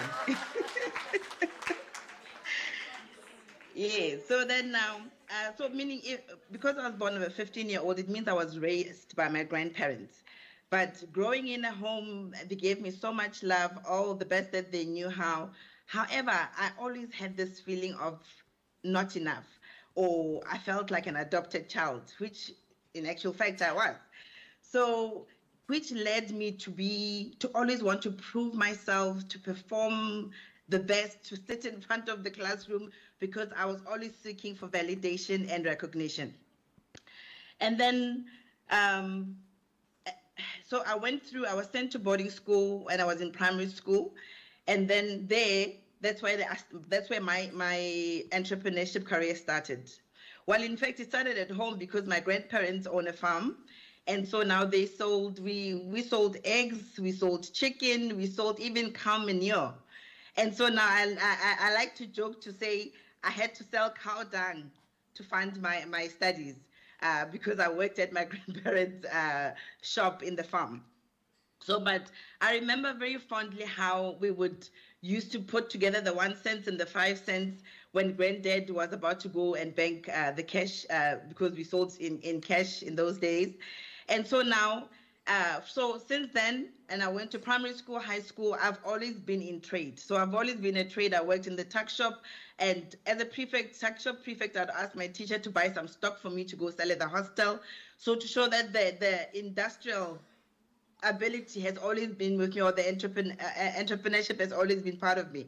And I remember I went to varsity, and the instance at varsity that led me to start my business was when I was part of a student association, and we needed funds to go on an outward excursion.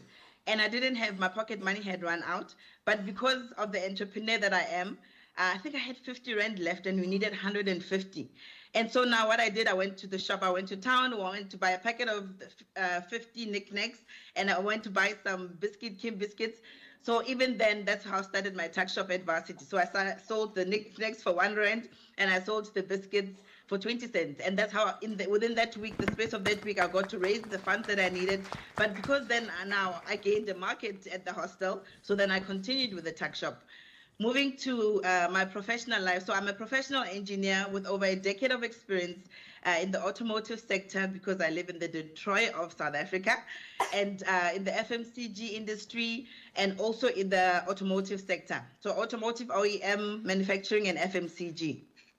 So then, even while I was still there and fulfilling my role as a professional engineer, however, the entrepreneurship bug still had me. So as an engineer, I would bake cakes and make canapes and make some food stuff and plan people's weddings while I was an engineer.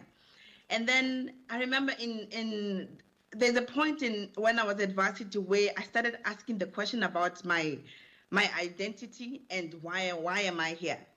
And that question kept on brewing in me until I think I was at varsity when I figured out what I'm about, who I am, and where I'm going.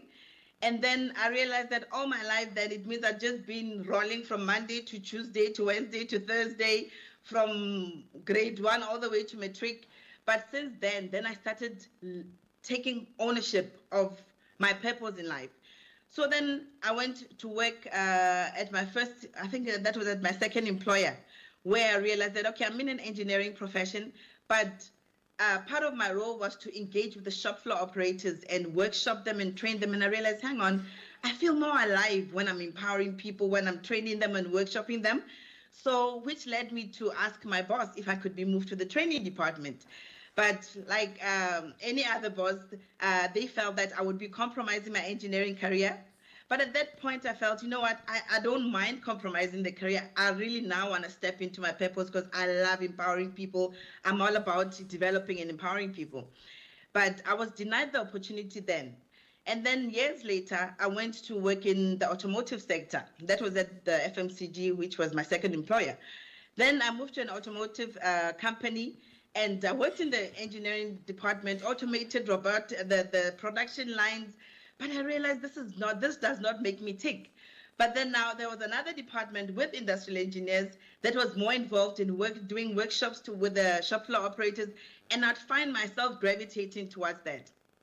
So then even there, I asked my boss, I'm like, can I please be moved to the training department? But my boss said, no, this one didn't even discuss, didn't even give any motivation why he's saying no. It was just an absolute no. And then after some time of wanting to pursue my purpose, pardon? 2 more minutes.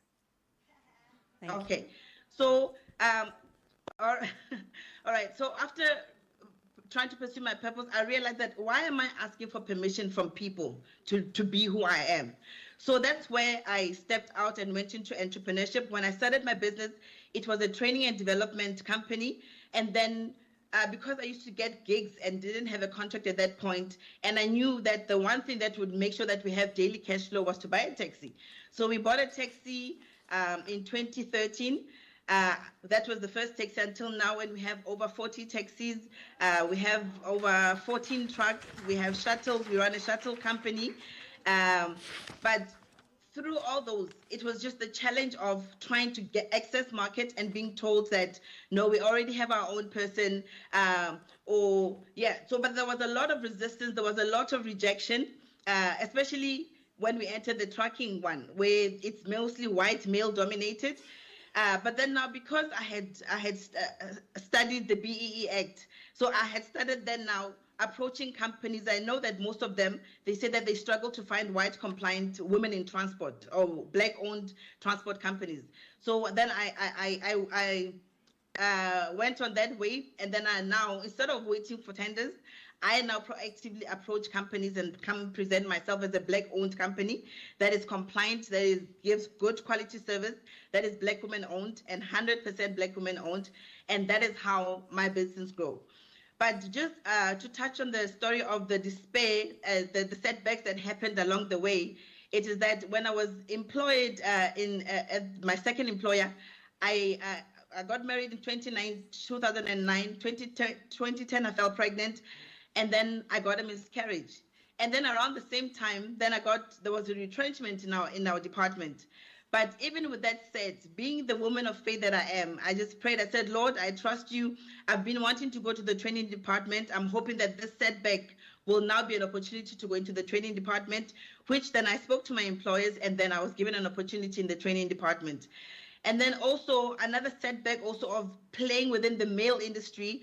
I remember I got a contract with Transnet once, and then because we're in the taxi industry and because I'm a woman, and then there was previously it was a conglomerate of men in the taxi industry who had that contract. And I remember the first day of my contract, they shot into 2 of my taxis. Well, before that, they had given me a threat call to say, I must surrender that contract. They know that Transnet has awarded me, but I must surrender that contract to the previous people. So those are the kind of challenges that one has to face, to say, yes, I know that I'm in a notorious industry. However, I'm a professional businesswoman. I do play in the rank, But my main purpose or my main business is with the corporates, with the hotels within the tourism space. Even though we try and steer away from the taxi industry. However, at some point you still get those threats from them, or you still get those challenges from them.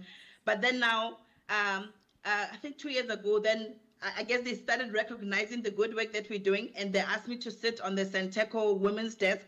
So in that way, then I started now adding value to the women and men in the taxi industry, started giving them training, because as I mentioned that I started off in the training industry. So that's where they started seeing the value. I think from just observing our business, knowing that we started in the rank with them, but look how far Puleng has gone. So, and during COVID, I got so much business because— I'm going to ask you to just round up, sweetheart.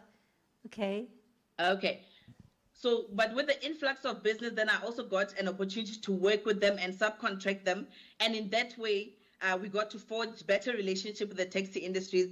But I think just in rounding up to say, whatever stage you go through, that is nothing is permanent. So when we go through hard times, let us not despair and think, so now if they shot into my taxis, what am I going to do? Should I close business?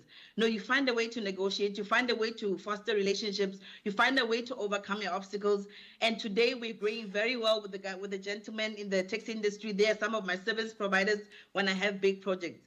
So I think, because in the interest of time, I'll just have to stop it at that. Thank you so much. Thank you so much. Thank you, Violet. I think you revved up everybody in the room with your infectiousness, your energy, but just your life travels and your life journey. Thank you. Do we have Landy online? Landy?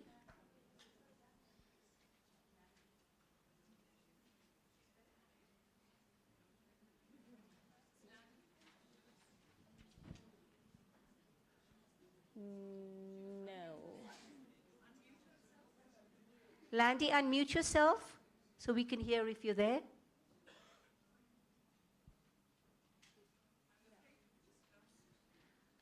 Okay, so we'll skip Landy and see if we can come back to her. So Nozuko is going to talk about, from her own experiences, superheroes live in the hearts of small children fighting big battles. Thank you. Thank you very much. I just want to thank Sawid and Unisa Women's Forum for giving me this opportunity. My topic is superheroes reside in the hearts of children fighting big battles. A subtopic is a special emphasis on children with disabilities in Africa, because I realized that we cannot speak of peace, security, women, and leave children behind, especially those with disabilities. Superheroes and heroes. When I say heroes, I refer to women. When I say heroes, I refer to small boys.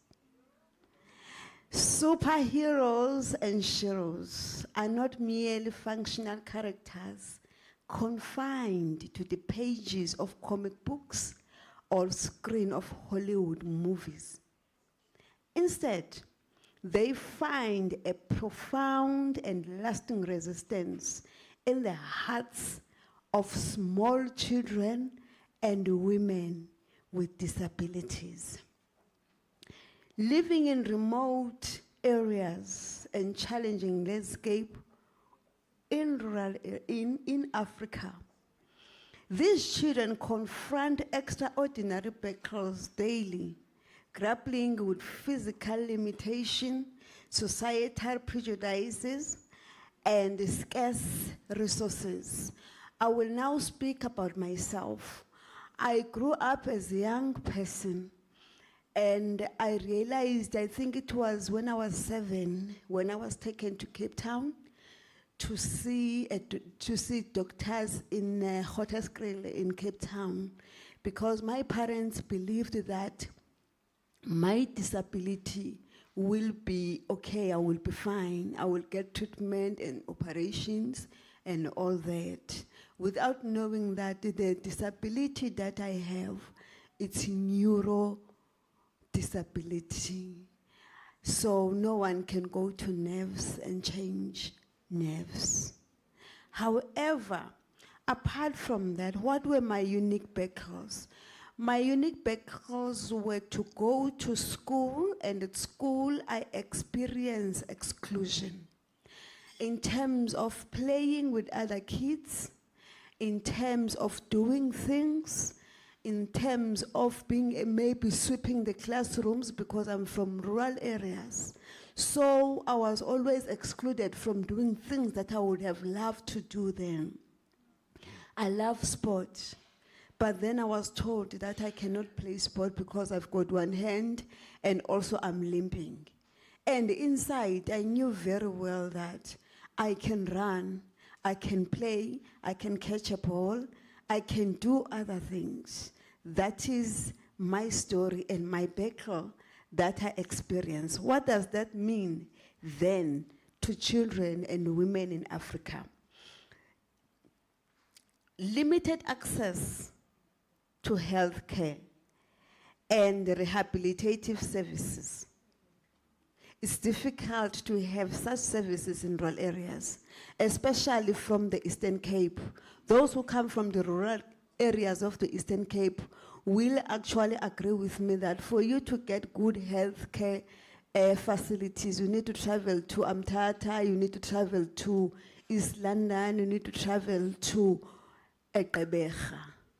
Or if we are by the side of Transkei, especially my region from Guapata, you need to actually go to Kokstad, you need to go to Durban, you need to go to Port Shepstone. Then that's when you will get good facilities. Why I'm trying to say there, when I was studying, I never had any assistive device. I was writing with my one hand. And as a woman right now, I did my PhD, I typed it with my one hand. I am proud of that because I broke the ceiling. However, we need to actually make sure that as disability people, disabled people, or people with disabilities, South African Women in Dialogue now has to actually be South African Women in Dialogue and Action. When I say action, to say, this is a child, this is a woman, type what the resources do we have in universities for these people, because lack of resources is too much. And they don't even feel pity for us, you know? They just say, go and use device. You don't even have that fund to buy a device, which means where is inclusivity there? There is no inclusivity. And that is the unique battle I have faced.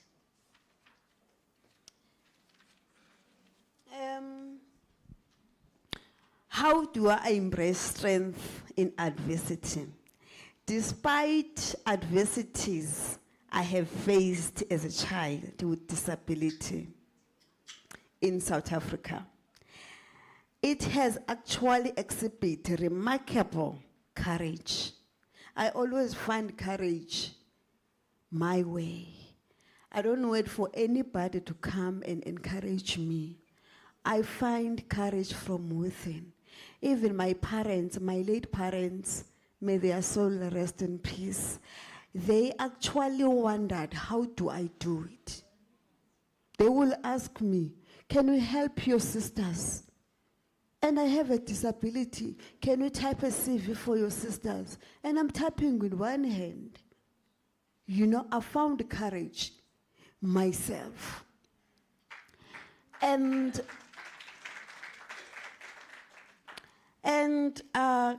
I think one of the things that I think I will, to cut my time, I don't want to talk about this a lot. What is a way forward? One, women in dialogue, women in action. I think you need to actually get hold of Department of Health, the Minister of Health, to make sure that health infrastructures in rural areas are improved. That is because I have a hemidystonia. I had an operation on my head in 2010. I did a head operation. I was operated my head. And I had to go to Entabeni Hospital to do that because in the Eastern Cape there was no services like that. So I had to go there. Even my parents were scared. They thought that I'm gonna die. But then I'm here by God's grace. And another thing, accessible education. What I have noticed, special schools are being paid for. And there are no, I can say, there are few special schools that are being subsidized by government. Even when you go to those schools, you find that the resources are very poor. You find that now when these kids come to UNISA or any universities, they struggle. Even the teachers that they are given, they are not even trained to teach or to deal with students with disabilities. Let me make an example. I have a son. Just recently, he has been discovered that he has got a learning disability. And that broke my heart a lot. My friend can tell you, it's still working in me. And I was like, if I look for a special school, I'll have to pay 100,000 of rands for him. And he's a very clever guy, but he has got this disability that is really painful to me. How do I support him? I need to be there as a mother. And unfortunately, even his father is alive, but is dead. Some women will actually agree with me.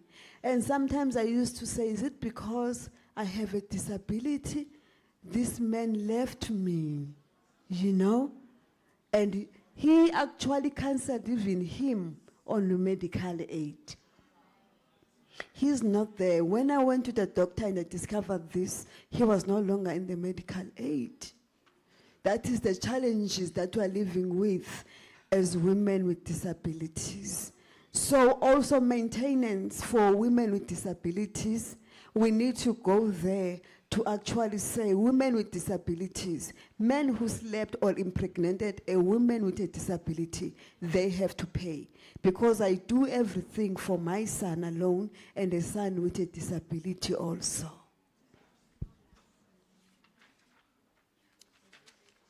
Okay, 1 minute.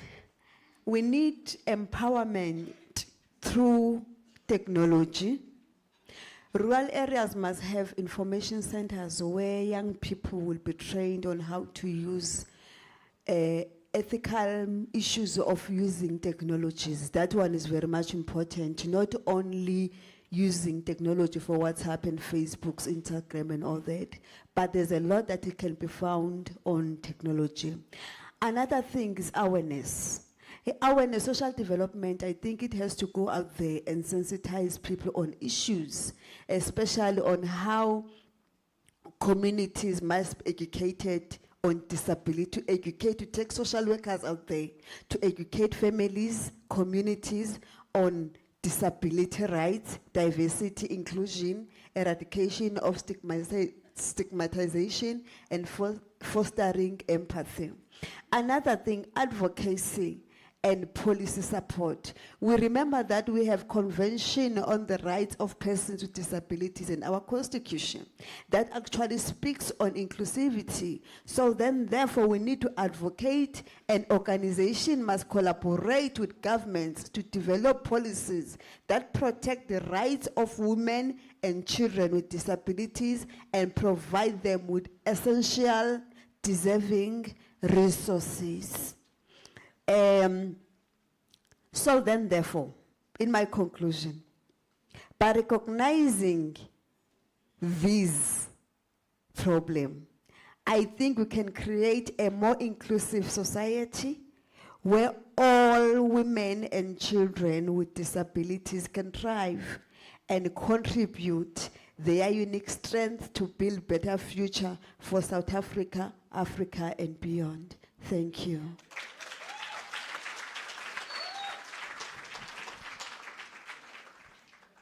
Thank you, Sis Nazuko. It's really, really difficult to stop people, and particularly women, when they are speaking passionately and deep from the soul. I feel like the devil. So it's really, really hard. And I sympathize with you completely, absolutely.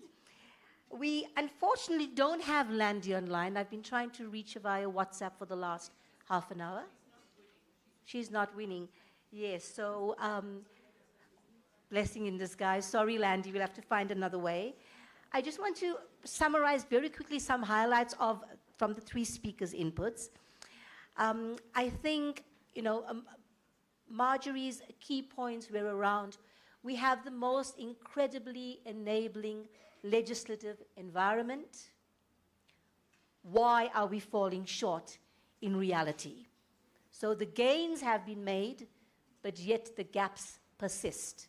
And how do we close that? And that term, black diaspora, is such an incredibly powerful and important term in this country, where other people have contributed to our freedom, and yet we have things like xenophobia in this country, where Sawid has actually addressed some of these issues in its own past. Where do each one of us take responsibility for addressing those, firstly as individuals, and then as collective? Okay. I think for Violet, Violet shows us constantly in her own life story that there are possibilities in every moment, that every cloud has a silver lining, and you have to just be present to experience the miracle. So, that ultimately we are in charge. We are in charge, not our environment, but each of us. And again, the messages of self-healing and self-leadership came forth. And then Sis Nazuko. Sis Nazuko taught us beautifully that while two hands may be better, one hand is often enough. Okay, so I think that is just so powerful. We've been talking for the last 40, 50, 60, 80 years about bridging the urban-rural divide. Why have we not been able to do so? And people are not asking for incredible things, for highly elegant and sophisticated things. They're asking for a meeting of their basic and fundamental rights in a constitutional democracy. So again, how are we failing people? But more especially, how does each one of us make a conscious choice every morning, starting the day anew, that today I am going to be the difference that makes the difference. I am in charge of my life. That's what I have control over. And how does that then impact on the people around me? So thank you, ladies, for that. We have some time to field a couple of questions. If you could pose a question directly to any of the three speakers we still have with us, we'll take that for a few minutes. Thank you. And then, ladies, you'll have an opportunity to sum up your closing points in 1 or 2 sentences after that. Any takers? Lovely, ma'am. Do we have another roving mic, or maybe 2 or 3 people may want to come here and stand next to the podium? Because we're going to need that for the responses. We need it. Yes. All right. So Thank you very much. I'll note about 3 questions and then people can respond. Thank you very much to the young woman. I just want to understand whether you've applied for child maintenance from the family court, because there is a law that says a man has an obligation to look after the child. If you have not done that, we are here to help you. We could fast track that you get maintenance, including medical aid, clothing, and everything for the child will help you. To my dream, my dear sister, I know the work that you've been doing for a long time. But Marjorie, do you see how South Africa people are so angry with one another? And what is it that you can do? Because that is things that need us to intervene. We are bringing young people that are angry. Everybody is so angry. Kuluman support group. What is it that you can do to change the status of the South Africa people? Thank you. Konje, what's the name of the organization, the one that gets men to pay up?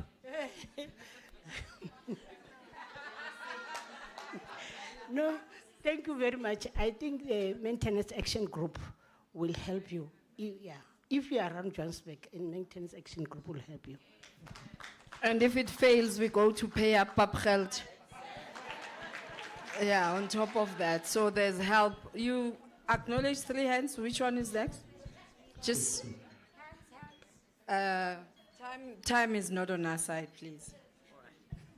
She knows me, unfortunately, an activist. First of all, of course, I think Sawid and everyone in this room is fantastic. I commend you. We are the real South Africa. All I want to say, and I think this just involves the word victim. You don't have to be a victim. And the new approach to anyone who's ever been a victim is this example. Usually it is a parent who treats you as you are normal and encourages you, but you refuse to be a victim. And that, I think, is a message we must give to everyone, that they are great, no matter their disability, no matter their self-image, no matter who they are great. All I want to then is conclude is saying, please, with the rural areas, don't forget that we have inner city areas that are completely neglected, because they're the biggest challenge, and that is what I represent, to fight xenophobia in Hillbrow, to fight for the people who are overcrowded in flats, who have no jobs, who are on the streets. Anyone I am in Hillbrow, I've been there since 1994, and I encourage everyone to take these magnificent words, the rural needs it, but the inner city of Hillbrow and the inner city need our support and help to fight the evils that represent the evils of the entire world. Xenophobia, joblessness, etc. Please join me. I feel like saying, "Tsohle, tsohle." Is there one more?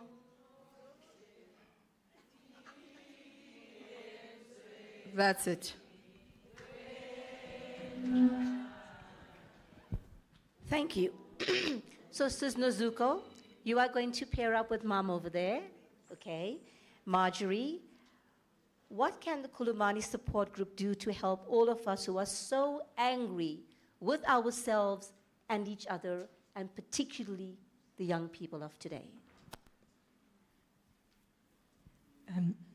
What we're finding is that young people are inventing all sorts of very interesting schemes to try and advance themselves, but they are very problematic schemes as well. So in the rural areas, young people are forming what they call business forums. And business forums are basically groups of people who go to anyone who has set up a small business and demand 30% of the money they make. And that is happening all over the country. It's very scary. We are also finding, this past week, the UNESCO came to award World Heritage status to Sharpeville. We have a very big membership group in Sharpeville. We're also pursuing new litigation because there's a new archive we've discovered. And it was about young people coming to the meetings, want to displace the older generation. They are not realizing the value of the experiences of all these old people. And so what's been wonderful for us is Reed Mokwena, who was one of the Sharpeville Six, as a man said, young people, let me coach you, let me show you how you can make advances. So I think, we are many older people, but we have a lot still to contribute and to diffuse the desperate things that young people are trying to get themselves into. So that's a big job because it's happening everywhere. Thank you. Marjorie, we sometimes forget that we are all parents, grandparents, uncles and aunts to young people, and that the responsibility to support young people and channel them on a path that is meaningful to broader society starts with us in our homes, okay? Riva, spot on. If any of you ever encountered Hillbrow in the inner city, I mean, inner cities are such incredible microcosms of the world, and we cannot neglect those also as part of our society. So that's awesome. We're only about, 5 minutes behind, so I'd like to just close. I'd like to first thank each of our lovely ladies.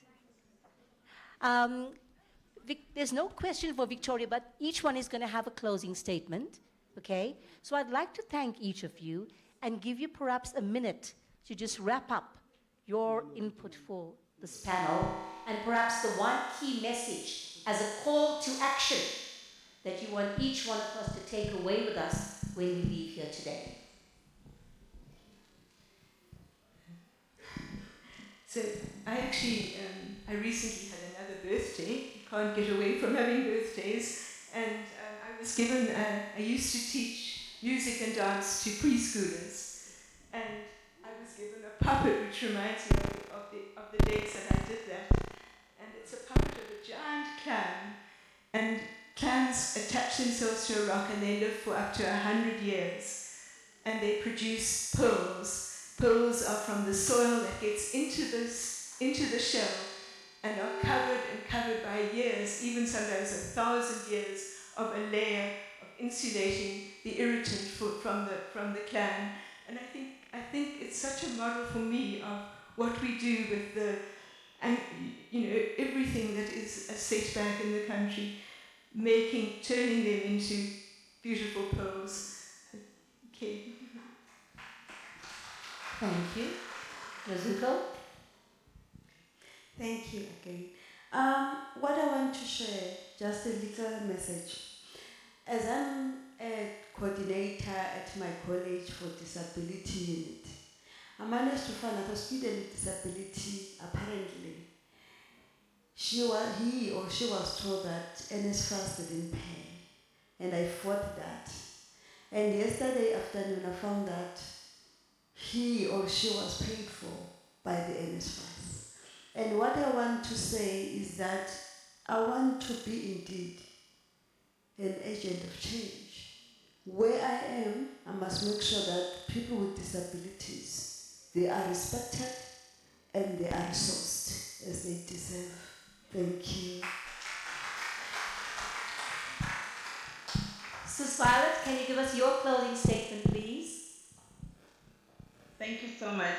I would like to encourage the ladies and say to them, dare to succeed. Just hold a moment, sound. All it takes. We can't hear you well. You are breaking. So at the back, please, can you just give us some better connection?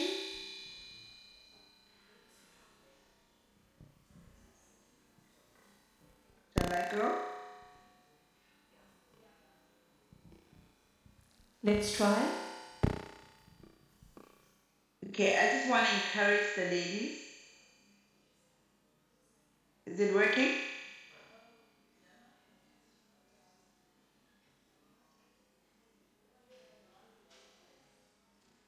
Can you hear me?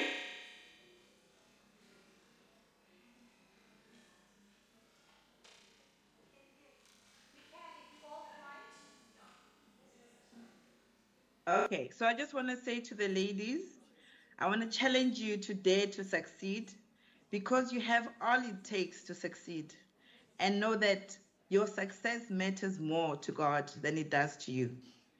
And so now most people are afraid to start because of a fear of failure, or bazotini if it doesn't work out. But then now learn to ask yourself, what if it does work out? because I get to speak to so many people who are sitting on their dreams and not actioning them in the name of fear of failure. So I want to encourage you to say failure. There is no greater teacher than failure. So we as entrepreneurs, we take risks and we still fail, but we don't call it failure. We call it lessons. So dare to step out and stop sleeping on your dreams and do something about it. Know that there is help. Speak to people, and help is always out there, ladies. Thank you so much, and be blessed.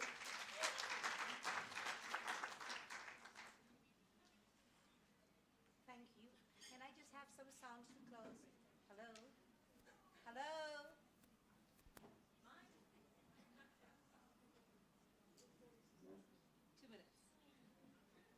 There's no 2 minutes.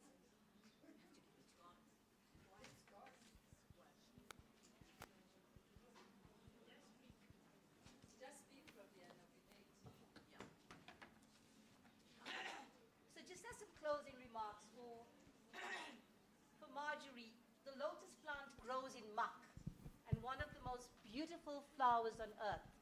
As a life lesson, I was saying that the lotus plant, like the clam, grows in muck, in really, really nasty conditions, and is one of the most beautiful flowers on earth. For Nakudu, you are an agent of change. Not that you want to be, you are. Nozuku, sorry. And her challenge to all of us is, are we agents of change? To Violet, failing forward is a wonderful life trajectory. Fall 3 times, get up 4 times, and always look for the silver lining. And finally, ladies and gentlemen, we are not our experiences. That's not our identity. We are far more than that, okay? As long as we make the conscious choices we make and act on those. So you are in charge and you have the power to change your life every moment of every day. That is your responsibility to yourself and the world. Thank you so much.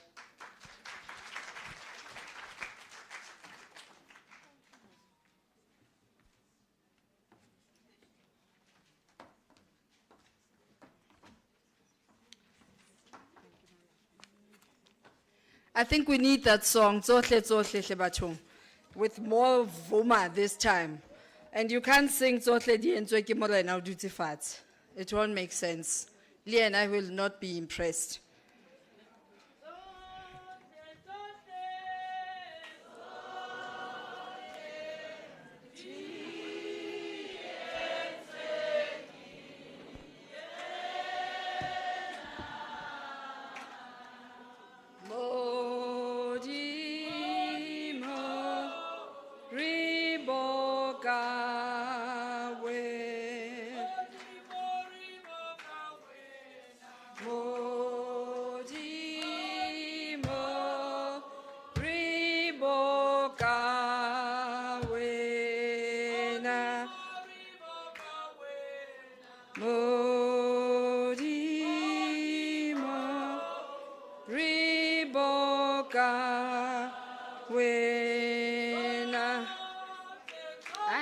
Sharp.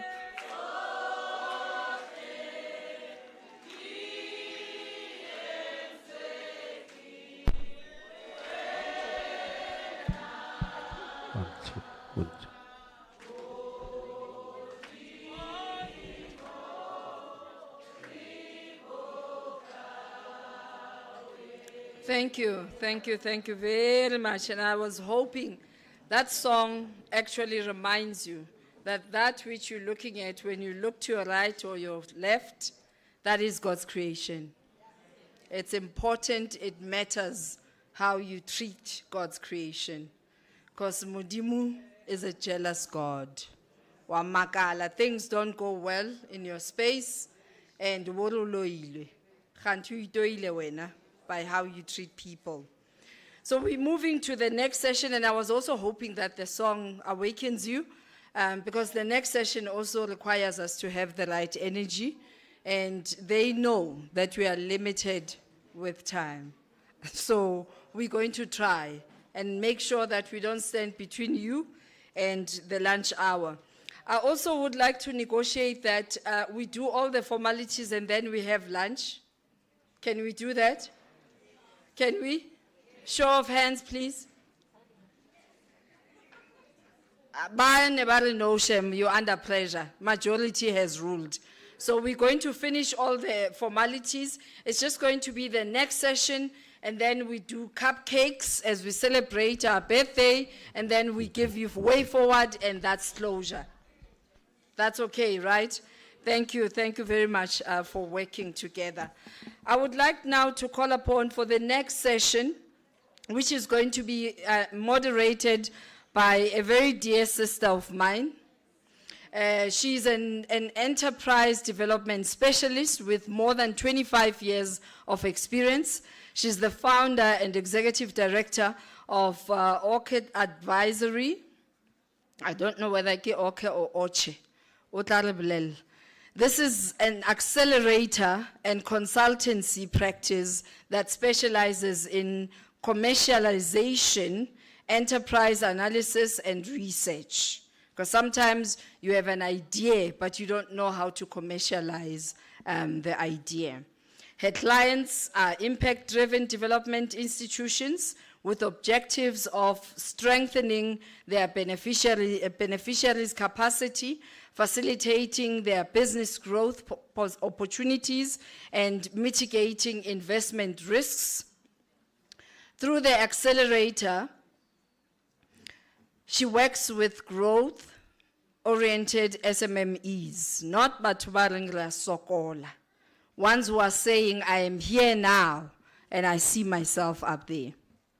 Designing business models, developing strategies and processes for enterprise improvement, enabling strategic partnerships, and she has authored and published the book, Power to the Cooperative Economy. Professor Mahano told us about it, which is currently in promotion, and hopefully we'll get to see the copy. And she's going to introduce her panelists. Let's give a round of applause to our sister, Kelly Selinda.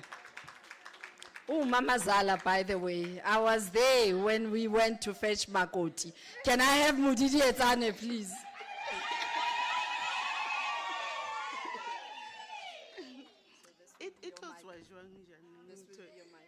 Are we in CA? Yes.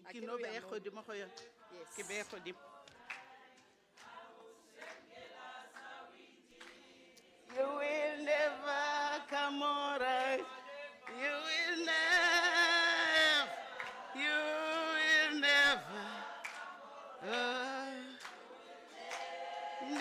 never, you will never come alright. Untitled.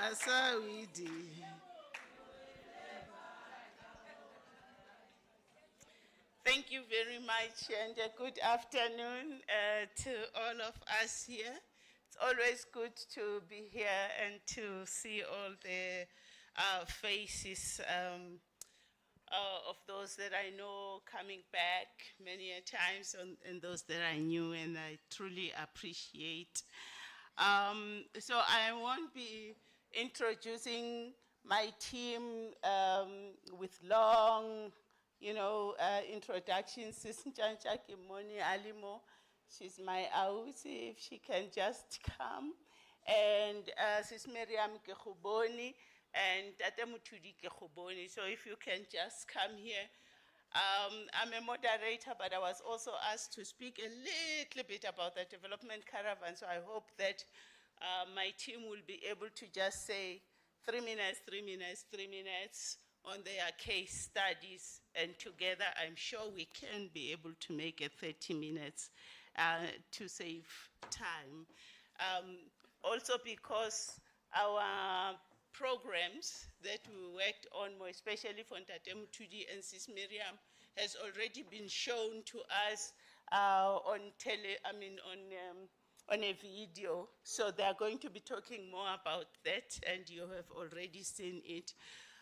But I would like to just give an introduction of our topic, and then I will give them time to speak. Our main theme today is celebrating milestones, offering solutions, South African women's priorities and action plan for a sustainable future. Now that I'm promoted not to be an executive and to be a non-executive, I can now say that our themes in Sawid are also always so complex. They are complex like Beyonce's songs, you know, you don't know how she sings and you want to catch up and you cannot. And it is because we're trying so hard to want to put a lot of things together. Today we're celebrating, and we've just been given a new name that we are going now to be Sawid in action. And we're talking about solutions, and we're about how do you put that, all of that together? It is so complicated, so really, pardon us. The theme encapsulates a pivotal moment in the journey towards gender equality and sustainable development in South Africa. It is a comprehensive initiative that reflects the collective aspirations and needs of women across the nation, acknowledging their vital role in shaping the country's future, and Mam Thoko took us through that, and who actually envisioned that, and the women who are part of those. By highlighting milestones achieved and presenting actionable solutions, the theme underscores the agency of addressing gender disparities, promoting women's empowerment, and fostering a society where women's priorities are not only recognized, but also central to achieving lasting progress and sustainable development. I felt it was important that I connect this main theme to the sub-theme today about the development approach to poverty eradication, that we are going to be moderating or talking about it now and giving the case studies. Because the development approach to poverty, vulnerability, and indigency has been a reason for Sawid's existence.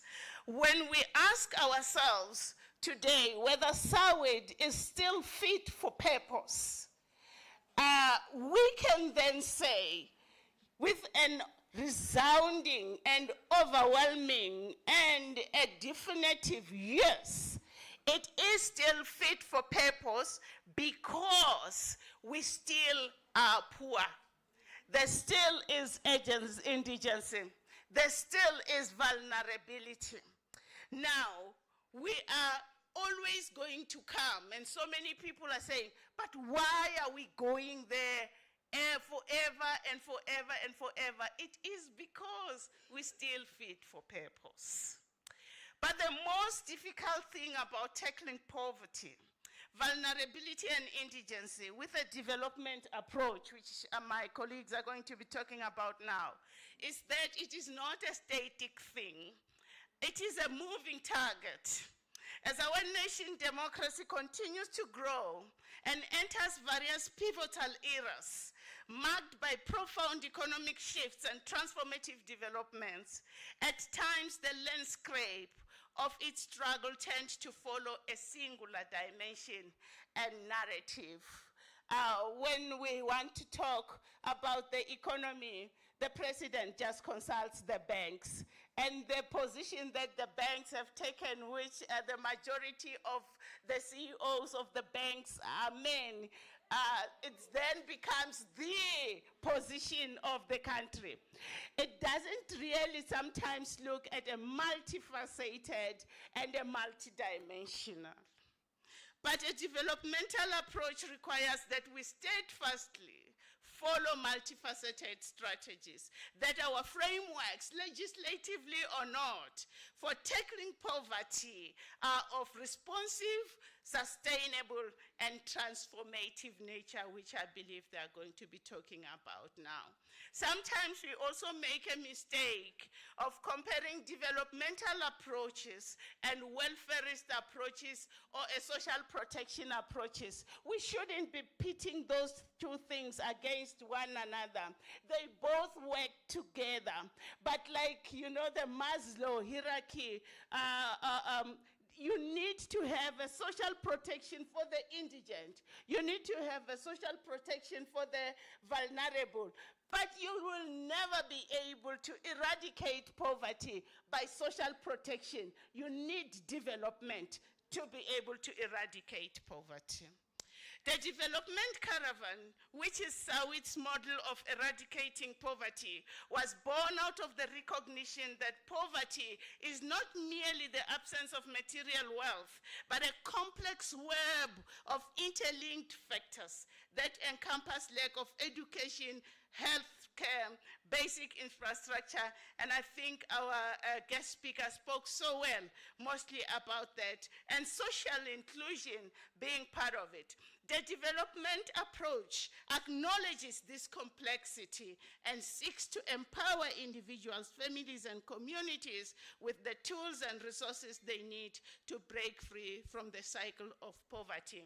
What we recognized with the development caravan is to truly end vulnerability, indigency, and poverty, we must start by empowering people as agents of change.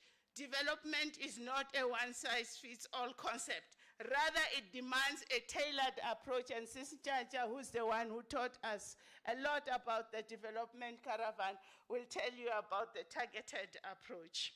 That the development approach is not solely about economic growth, but it's about fostering the environment that you are in. Once again, I'm taking from our guest speaker. Ladies and gentlemen, the path to addressing poverty through the development approach is not an easy one, but it is an essential one.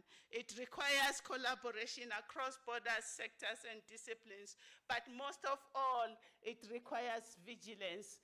Three things that were profound this week that changed the landscape of our country in very many ways that, you know, just I personally took note of, and I know that many of you might have heard.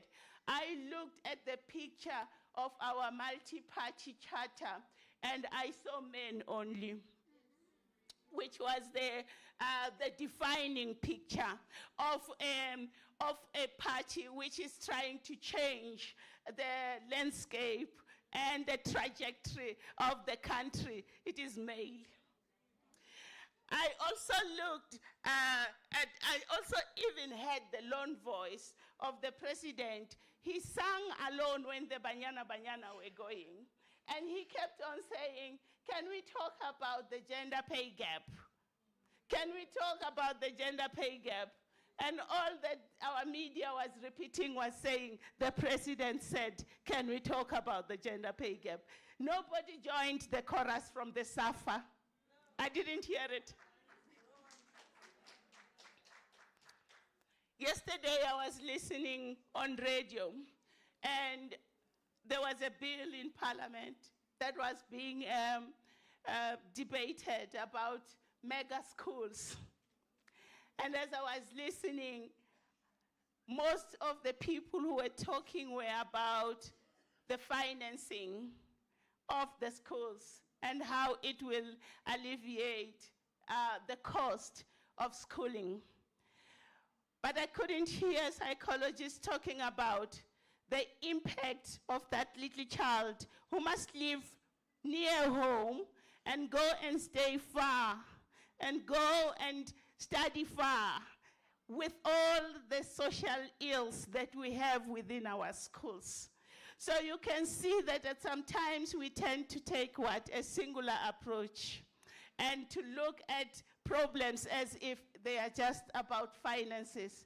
They're not about finances. They're multidimensional. There's just so much to be looked at. I think they should have invited psychologists who could have looked at the impact of recreating these mega schools that they were talking about. During the week, actually, there was a documentary about someone from Cuba who was, sorry. Just a minute, I promise. Who was saying, you know, Cuba is poor, but we all know that Cuba had free education, free healthcare, free everything. And they were asking him, but why are you poor? Why are you not having lawyers and all the doctors and everything? And he said, for me to go to school, I had to take 3 buses. I had to go to this bus, to that other bus, to that other bus. And so poverty, those that were poor could not access the free school. So it was useless. They are as poor today as we are when we are paying.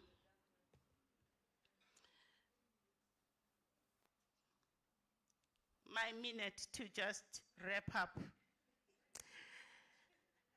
Let me skip everything I wanted to say. In conclusion, ending vulnerability, indigency, and poverty through the developmental approach demands our unwavering commitment to gender equality. It is a commitment to dismantling systemic barriers, amplifying women's voices, and creating an inclusive society where every individual, regardless of gender, can not only survive, but thrive. By embracing this approach, we embark on a journey towards a world where vulnerability and poverty become relics of the past, replaced by empowerment, equity, and sustainable progress for all. I thank you. Now I just want to introduce my people. I acknowledge them by thanking them. Sis Nchacha, thank you so much for leading the course of the development caravan. And I know that it has got so many dimensions, and one of those dimensions are the one that you are going to be talking about.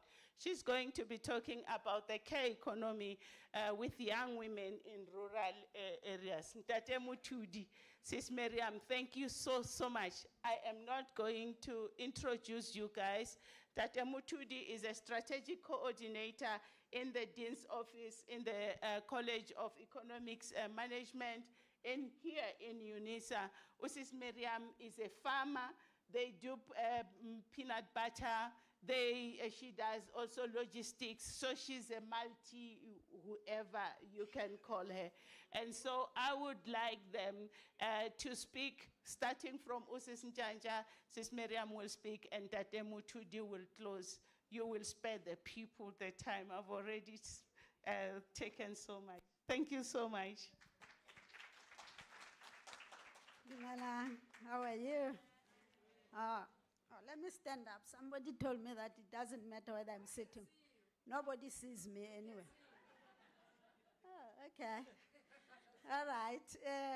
I come from Matatiel. It's in the Alfred Nzo district, so I see that I've got a home girl there who comes from Kwapata. And so I'm not talking about rural women. I'm talking about being one of them.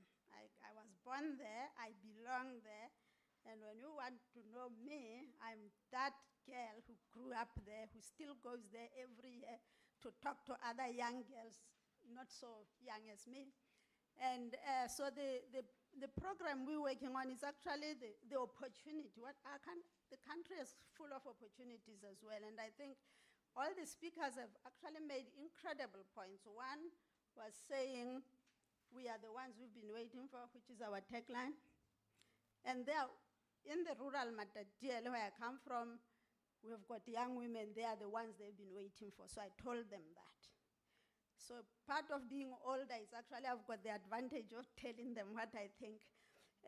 So I actually started a program. It's a network of early childhood development in the village. So 6 villages where children were so malnourished. And their parents, mothers, young mothers are at home. I don't talk about the father intentionally.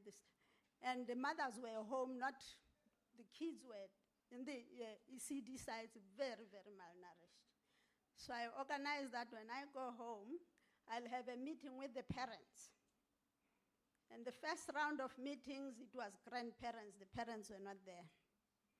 And then I asked, where are the parents? The grandparents said, you know, they are not coming. These meetings, we come here and da, da, da. So I said, okay, I'm really grateful that you are doing this great job. I want you to continue supporting your grandchildren. I'm coming back again next month, and I want the mothers. And the first place I went to, there were 5 mothers. The ECD side had 35 children, so I'm giving you a case study fast. So I asked these mothers, how is your child doing? They said, no, they are fine. I said, are they in school today? Are they in the preschool? It was a Tuesday. They say, no, because the person who's taking care of them has been sick. And then I said, for how long? For 2 months. So you mean your kids are somewhere in the village playing during that critical time because one person is sick? So I said, why are you're not there? Why don't you create a platform where you go then to look after the kids? They said, no, we don't know what ECD is. I said, okay. Do you ever talk to your children when they come back from ECD? They said, yes. I said, what do they say they did? Say, we ate, we played, somebody read a story, and then we slept, and whatever. But 4 things: they ate, they played, they slept, somebody tells them stories, and they sing, of course. So I said, and that is ECD, so don't you know how to do those 5 things? And they said, yeah, we know. And I said, so why don't you step in there? They said, because we are not qualified. Can we get a context about qualification? Somebody said, you don't need a university. I agree with that. Because now they think they've got to do a degree in order to come and raise their own children. So we started having conversations. I said, if you gave this child a name, that's your child. If you took this child there, that's your child. We are responsible. And because I grew up in the village, I was brought up by the village. I said, everybody is a parent. Don't we say it takes a village to raise a child? So where's the village? And through those conversations, it's a longer story, and I'm cutting it down, I had about 65 women that says, would you show us, can somebody tell us what to do when we get in there, we want to go and do it? So I said, because I don't have money from state or whatever, I believe in 3 things when you want people to do stuff. There's education, of course, there's exposure, and there's experience. You give them those 3 E's, people will stand up and do what they want to do, what they know they can do. They will reveal their talents and their gifts. And out of those women, I said, I'll actually want to give you an exposure. After that, you'll tell me what you want to do. Then we'll work on helping you do what you want to do, because these are your children. And you are the village, and I'm part of that village. So my job is to support you as you build this thing. So the long and short of it, that we had 24 women that I actually got out of Mafube for the first time in their lives, and I actually brought them to Johannesburg. That was an intention. And I booked for them a lodge in 4 ways for 5 days. 3 days they went to a place where they were taught how children learn. Just as simple as play, how children learn. They left there having written the songs that they played themselves, written the poems that they do, remember the games that they did, and talk about how to feed, when to feed, and something. 3 days. The 4th day, they went around to see other young women that are doing early childhood development and getting paid and charging and stuff like that, where the care economy stuff's there. And on the 5th day, we had a debriefing, and I said, now, what is early childhood development? They said we've been doing it all the time. They just need somebody to simplify it for them, to demystify it. So bringing up children is not a complex thing. It's loving them, feeding them, playing with them, protecting them, and showing them how things are done, showing them, not telling them, showing them how things are done. And that's what our society requires. So I believe in investing in those women because they are the ones they've been waiting for. And somebody said our greatest asset as this country is our own people and our own hands, and exceptionally so, our women in this country. So I also believe in the obvious. Obviously, if somebody can do this, somebody else can do that. So I say that to them, believe in the obvious. If you see somebody doing this thing, you can do that as well. And the last comment I would like to make is that our vision is to look at a rural development model for making early childhood development universal and of quality. The women can create enterprises around feeding their own children, around writing the books and the poems and the songs for their children, around doing those things. And God has given us great land, the sun, the water, and a whole lot more, and the brains actually, because success really is an inside job. All the testimonies of people, Nozogo and all, they started with how they think. It's not because of what they have. Success is an inside job. And I think in our prayers as well in the morning we said, take care of what comes into your brain. Make an effort to go find things that will build you. So I believe in women, I believe in rural people because I'm one of them. Thank you so much.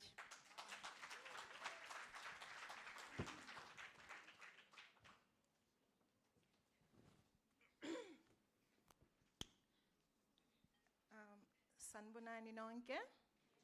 Ninjani? Ngiyaphila. Ngizothanda ukubulisa phakathi kwendawo. Igama lami nguMiriam Bonani. Ngihlala eThwathwa eDavidton. I would like to thank opportunity ukuthi ngime la phambi kwenu nonke. I'm the one who representing I'm a student who was at Davidton Unisa. I like to thank the principal of Davidton Unisa ngokuthi asiphe indawo for ukuthi si study khona, and since 2021 June until September 2022. I would like to thank also Mr. Tabang Hector Mutudi, Mrs. Emihle, Ma'am Professor Mohano. I would like to thank also Sawid, Mamum Kelly, Matumezulu, nabanye abambisene nabo emsebenzini wakhe kuSawid. Ngibonge wonke ama lectures for giving us the different skills as shown on a video, like nutrition, food and safety, hospitality, gardening, entrepreneurship, development, cooperative management, small-scale poetry, management, computer, nogunye food. As we speak now, we learn a different skills, and we do also the practicals.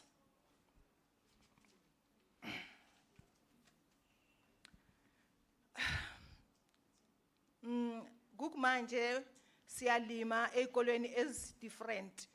Kuma school yards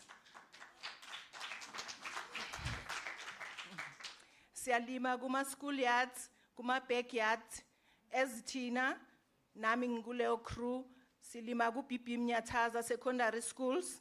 It's basinikeze 1.56 hectares by 30, and others they are they are plowing at Vunani Mfundo, it's a half a hectare, and Kefas Nyoga Secondary School, it's a half a hectare, Rolihlahla Primary School, it's a half a hectare.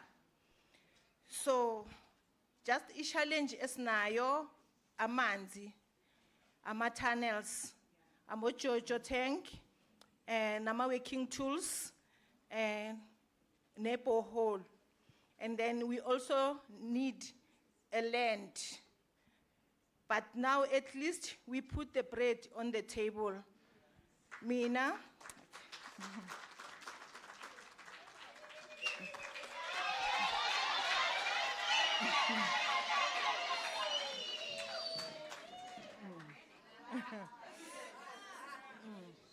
Okay. And then as we speak now, at the other side, the PP Mnyataza Secondary School, we have employed 2 people who are helping us in the garden. And then I will,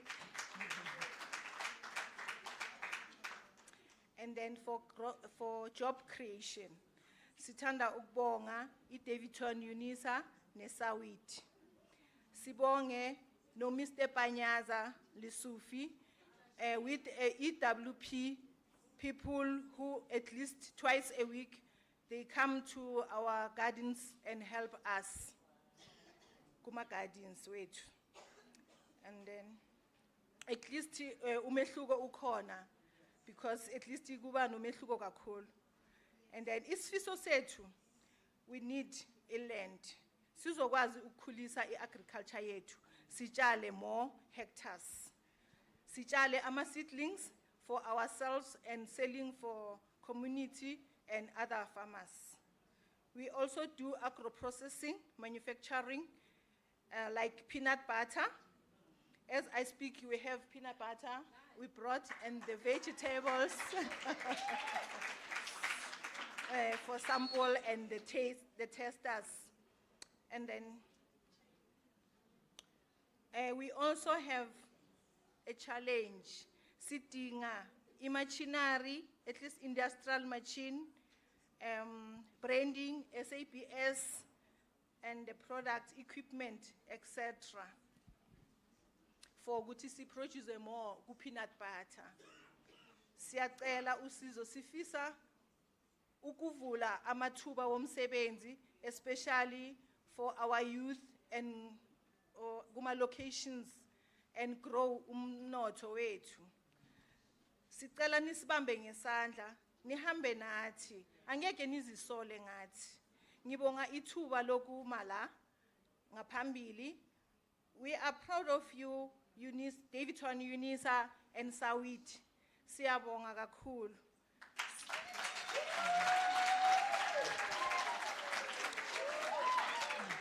Yeah, ngithanda ukuthi ngibonge kakhulu konke nisenzele kona. Sicela ukuthi nisibambeni ngesandla, nihambeni nathi. Ngibonga nawo wonke umuntu okhona phakathi kwendawo. Ngiyabonga.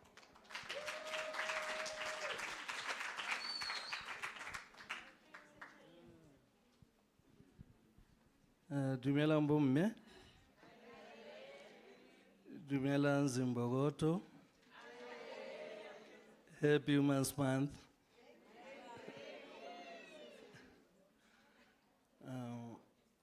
First of all, I would like to thank Professor Mahano and Mayor Patricia Litole for dragging me into the Misty Abomme.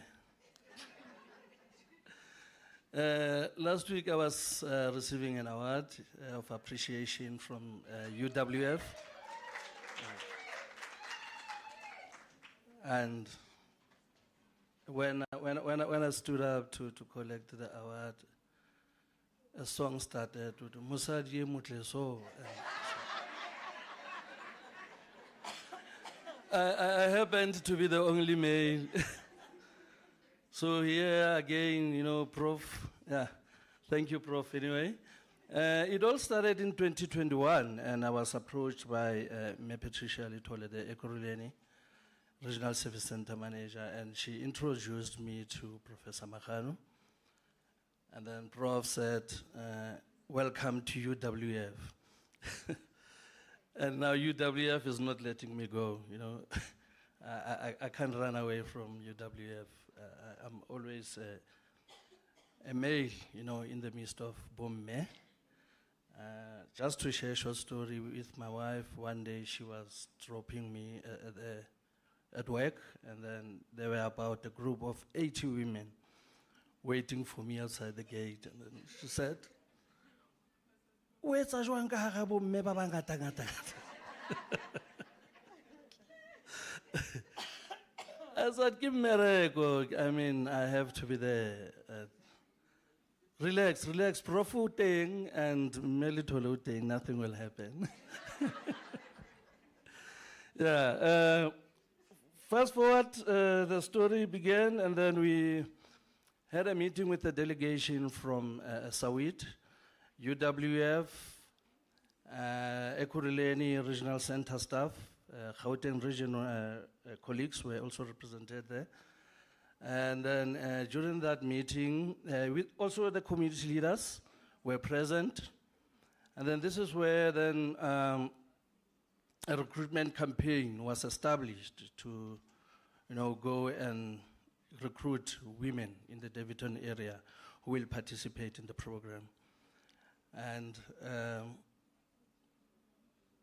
I can tell you, 2 weeks later, we had more than 100 women who had completed the forms, you know, shown interest in the program. So the program was basically divided into 4 categories of training, which was, the first one was gardening and agriculture, the second one was baking and cooking. We also had sewing, and then the other one was catering. So women would be divided into each category according to what they requested to be trained on. And then June 2021, within a month, we had already had a program of commencing with the virtual lessons for bomme. So basically those lessons was to you know, prepare bomme before they can go to the practical side of doing things. So the other part of the lessons, you know, included motivational lessons. We had your health and healing, your gender-based violence workshop, interstate of the deceased.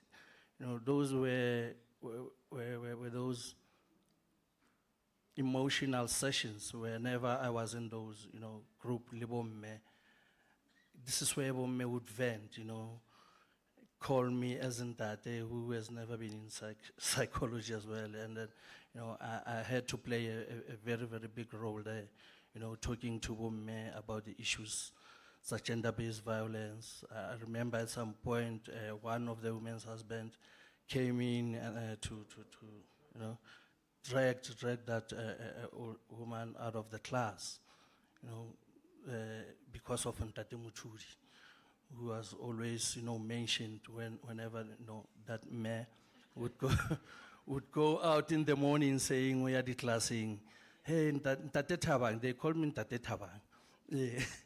Ntate Thabang. So who's this Ntate Thabang? So that man came in and looked for Ntate Thabang on campus. But it never, you know, transpired to be a very serious matter. Fast forward again. After the theoretical sessions, which ran for a period of 3 months until August 2021, then we started with the practicals, computer practicals. About 60 women were attending those classes. They were divided into 2 groups. We had a morning group and then the afternoon group. I must confess that it was in the midst of hard lockdown, COVID. And I can tell you that I remember Mansua Prof when he said, nothing will stop us. And we never had a single case of COVID. In all those classes, there was never a single case reported to say one participant or facilitator, contacted COVID-19 until we, did those practical sessions as a computer. And one thing that Prof, always emphasized about the project is that we never had money. She mentioned she would always tell Bomme that the project doesn't have money. It's a non-funded project. So, the determination from Bomme, they never banged or, disappointed from what Prof has said. They would come, even though they would not eat, they would not have coffee in the morning, but they would still come. The determination, the resilience, that I saw in those women. Bomme, determination into the entire project. Fast forward again, I remember Prof, after a motivational talk, she sent me into her car and said, "Ntate Muthudi, ke tletse bomme bohobe." And then I went to the car, the Prof's boot was full of bread, acha, paloni, cold drinks, to feed bomme for the day, to say, Prof said we cannot allow bomme to, work without food all the time. Now that the Mewabona is here, let's try and give them something. And it was, we had a feast that day. And I can tell you after that, Bomme, they could type their CVs, it was, fulfilling to see, progress of what colleagues from SET were doing with Bomme, because some of them were even shaking. They never had seen a computer before, sat in front of the screen, but colleagues from SET, if you are here, thank you very much. You really did a good work with Bomme. And we moved to cooking and baking. That was the next in our program, and then the practical started. This is where I felt like a king, because when Bomme is finished baking, then they will call me, "Tate Muthudi, come and taste what I've baked." And yes, and the good thing about that is that they will also eat, from the baking that, they were trained on. So they will eat their own produce. And after baking, we went on to sewing. The sewing programs started. And it went until December, where we had to recess. And then we went to agriculture, where now the irrigation systems was prepared for the coming year, to make sure that coming 2022 is all system goes, Then our Sawid colleagues came in. They also added into the programs that we had with WF. They introduced the small poultry farming, the biogas digesting. They also came up with, they also supplemented to the training on computers. And they give us, with the women, something to cheer about, because, Bomme David, when they are very scattered, in the area. And some, would not come to classes due to transportation issues. And so we raised these issues with colleagues from Sawid, and then they got a bus for Bomme to collect them at their houses. We also told them that Bomme, they are not eating. We don't have money. So Megeli, do the calculations. And then she said, "Ntate Muthudi, get a caterer who will provide Bomme with lunch for each and every session." Yeah. And yeah, that was, the emotional part of the project journey, when you see them make chewing for food and, thinking or they enjoyed the past 6-8 months without any of those. But eventually it happened. And I'm going back to Prof's ways when she said, everything is possible.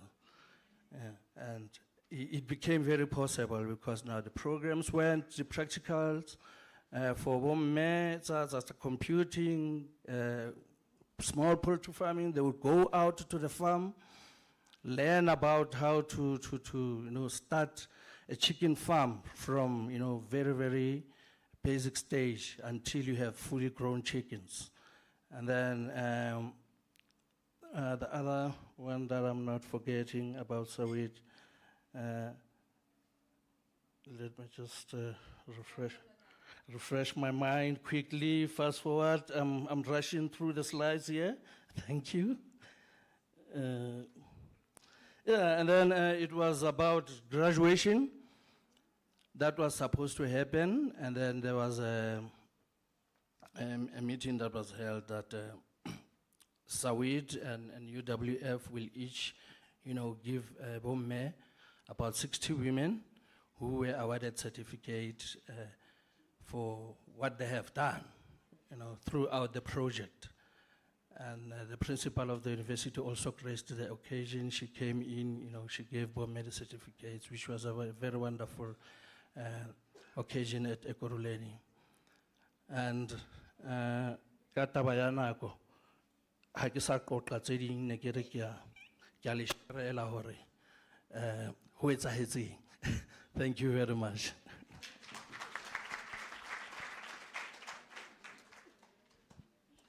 Thank you very much. And thanks to the panel, truly appreciate the case studies. I don't think that because we are now going to just go into the festivities, right? I think people can just interact with them and ask questions. There is no need to be asking questions for now. But I want to mention one thing that I'm glad that Prof is back.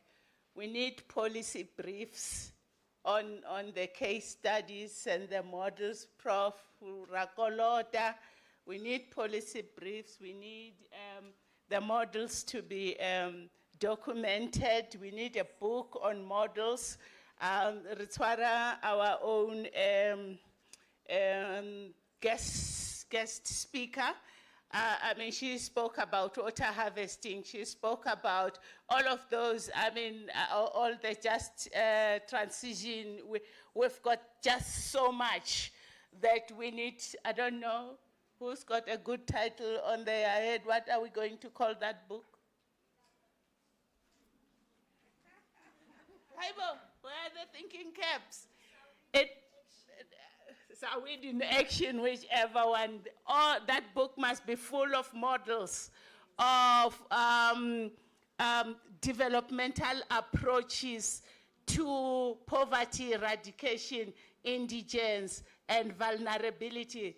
Things that you do not need to buy, to go to university, to do this, to do that. You obeyali dramu kamontle kamono, and then metzi anotela, and then wawatatswa metzi ahaho, and then you've got water. We know very well, Liskan Tomaker, we know very well that South Africa, it is a dry, it's actually the third driest country in the world we hear. And there is no way that can change. Even if the thing is we will never have enough water because we are a dry area. We don't have arable land. We do have a lot of land, but it is not arable. So it's useless to be crying about those things. We need to make sure that whatever strategies and resources we have and tools we can use to make ourselves thrive. Our Sinchanja has got a model which is really approved by Holland, and so Baba batlang taba ya ECD, ki kupa libe li mone before atwe, because she has that model and it is really an international model. Liska mona yemi chena, aseti akota alibeleti kakwana. It's quite a serious model that she is running. Bagetsu ria leboga nna le team ya ka.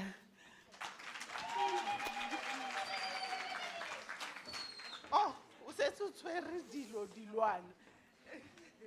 Okay, ke tla e beya ka mona. Thank you.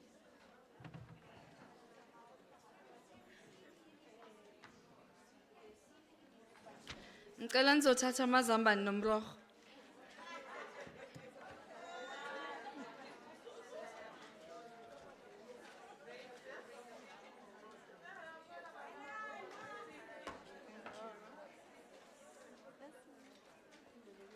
Or else ngizoya nazo kwami. So can we have a song, please, that is going to help facilitate this process of distributing our cupcakes? Just indicate once we've distributed the cupcakes to everyone. Iyaqala i-birthday manje. We're celebrating 170 years. 20 years Sawid and 150 to Unisa. And I would like to call Miss Mate, who is a walking billboard. Yes, Sawid, wherever she is. There you go. I would like to call upon Miss Ndibuo Sekuba. House Ndibuo is one of those Watinta Bafaz, Watinti Mbogoto type of woman. And Moye, now the last statement about Uzagufa, it's not just a threat. When you tinta bafaz, wamutinta. Please come through. On behalf of the 150-year-old, can I have Sispet, please? Sispet Letole.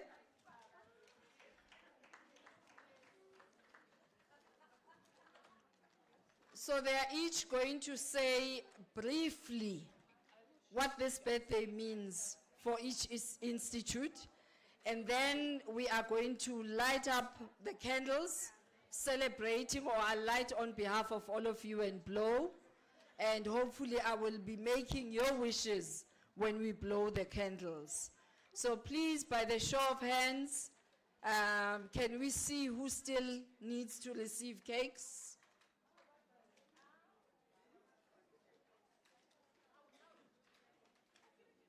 Unisa, we appreciate the speed, but can we add more petrol, please?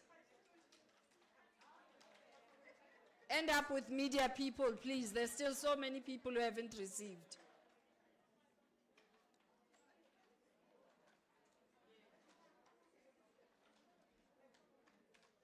There's still like 4 tables that haven't received yet.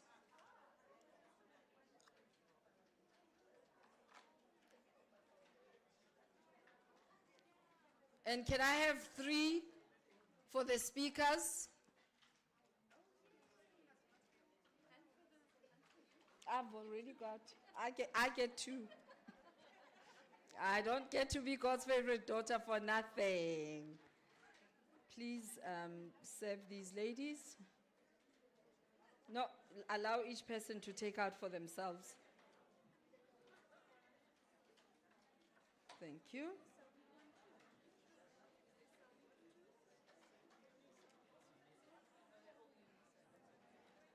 Get one from Sawid. Get one from Sawid. Get one from Sawid from your colleague. Yeah, you can share those ones. You can share those ones. No, take them and bring one for Sawid, please.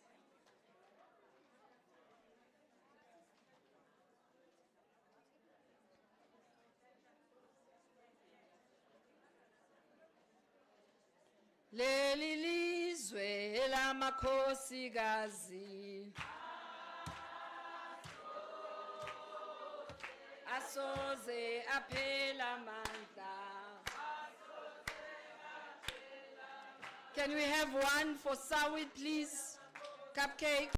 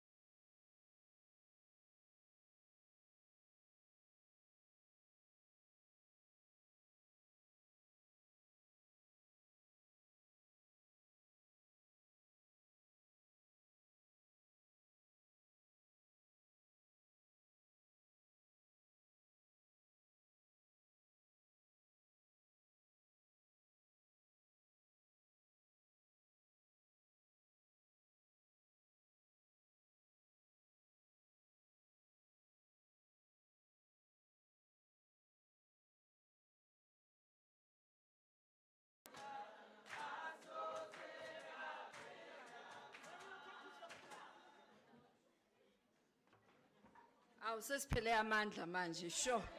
Thank you very much, ladies. I'll hand over to Matthew.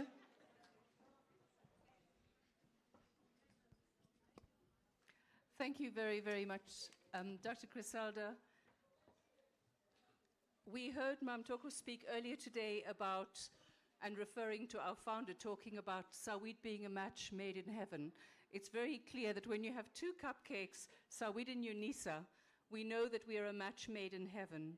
What is beautiful for me about Sawid, and for me personally makes me feel like I am in heaven today, is that the two people I knew as bosses, Praviana, who I met in 2004, 2005, and Sis Gurley, who was my boss many times. It is so wonderful that that is the collective leadership of women, that all of us are going to be here until the day we leave this earth. And it is very clear that the work that Sis Gurley is here to do, this circular economy that was spoken to, the idea of a solidarity economy where everybody's needs are met equally, is Sawid's model. And so when we come to say, this is 20 years later, and we are aware of all these people who've said such amazing things, they've given their whole lives to ensure that the needs of women are sustainably met. And I'm a very, very fortunate person because I've spent 20 years at Sawid. And Mam Thoko said not all of us were paid always, but I've been paid very often, and I've been paid to listen to the wisdom of African women. And today, I just want to say, there are three things that impulse me in my life. The one is the wisdom of African women. The other one is my awareness of the incredible harms done in the name of apartheid. And the third one is the spiritual wisdom that I have access to through various spiritual forums. And today, the Brahma Kumaris and our Riva Yu and our wonderful Christian leader just made us aware there's something inside of us that we have to get out. So Sawid, for me, what I've learned here in 20 years is governance for the growth of souls. This is a place where we care about every single human being because we each have something undefinable inside of us that few of us understand well enough, but it leads us far beyond death. And so I hope that every one of you present today who's been fortunate to hear what kind of women Sawid has had access to will say, how can I be part of this? And with all the politicking and all the things happening in the country, to say every one of us can make that change to make an entirely new society filled with people who love and care for each other. I want to say here we have our provincial coordinator, Sis Ndibo. Sekoba, thank you very much. So she's representing all the provincial coordinators today. Thank you, Sis. Sanbonan, ani celebrating kanjani? We are celebrating. Thank you very much, Martha. I want to take this opportunity to greet everybody, the university, which has been our partners, the leadership from Sawid, led by Mam Thoko. I remember the day. It was cold, winter, June in University of Pretoria. That was the first time that we started this journey. I remember from that day, it was cold. And when it is cold, you need a blanket. And we were given blankets. And those blankets, guess what? I took them to Mpumlwana because I was working for Mpumlwana Network on Violence Against Women. Trucks and trucks of blankets. And that was the start of the journey of empowering women in the rural areas because I was working in Mpumlwana. Comrade, I don't want to call you comrades. You know, as a Sawidian, I'm the voice of the voiceless. Sawid empowers me to empower others. Sawid has made me to be a connector. I'm a connector, comrades. This Sawid makes me to open my future. I remember one of the sessions that we have in Beachwood. That was the first time that we saw a computer, some of us. And we were told to do Google and other things. I remember when we go back to KwaMhlanga, I said, Woma, manje thina nathi siyakwazi ukutayipha. Siyakwazi ukulobya using the Googles. And that was Sawid. And we were healed because some of the people we have stories that touches many people. But through the workshops of Sawid, we were healed. Thank you, Mam Zanel, wherever you are. I'm a businesswoman. I'm a leader because of Sawidi. I can do you know, I want to tell you something. One woman from Soweto, her partner didn't pay the taxi that taxi operator was saying.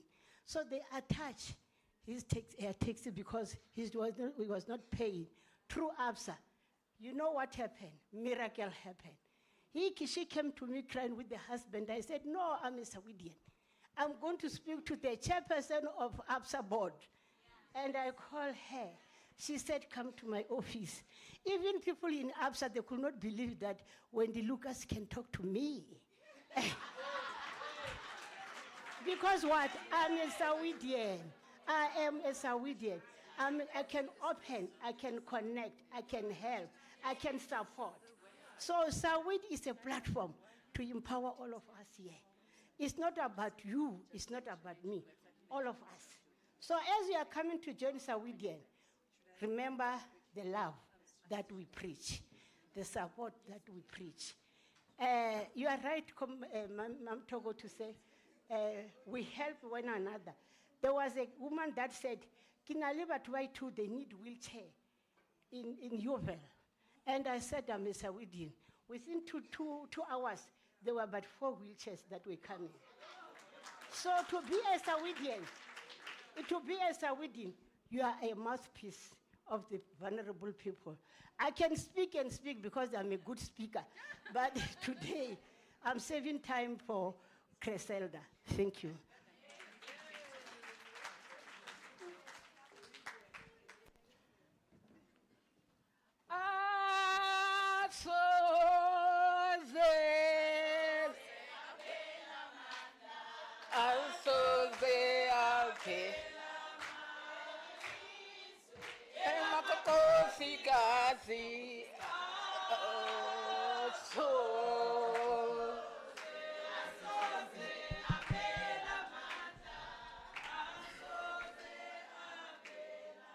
But it's important, really, it's very important. We are here to celebrate the collaboration of Sawid and Unisa. And Unisa igogoya everyone because in 150 years, and it's more than that. We can even count the hours. And I was given this opportunity to speak on behalf of UNISA, which it has never happened. It's today, but let me do it. UNISA is no longer an ivory tower. It's going to communities. And we are going to communities to make changes. And we are going to win. That is what I'm saying. And with that few words, I don't want to talk a lot. I also want to ask Awongile to stand up. You know what? I believe on developing young people.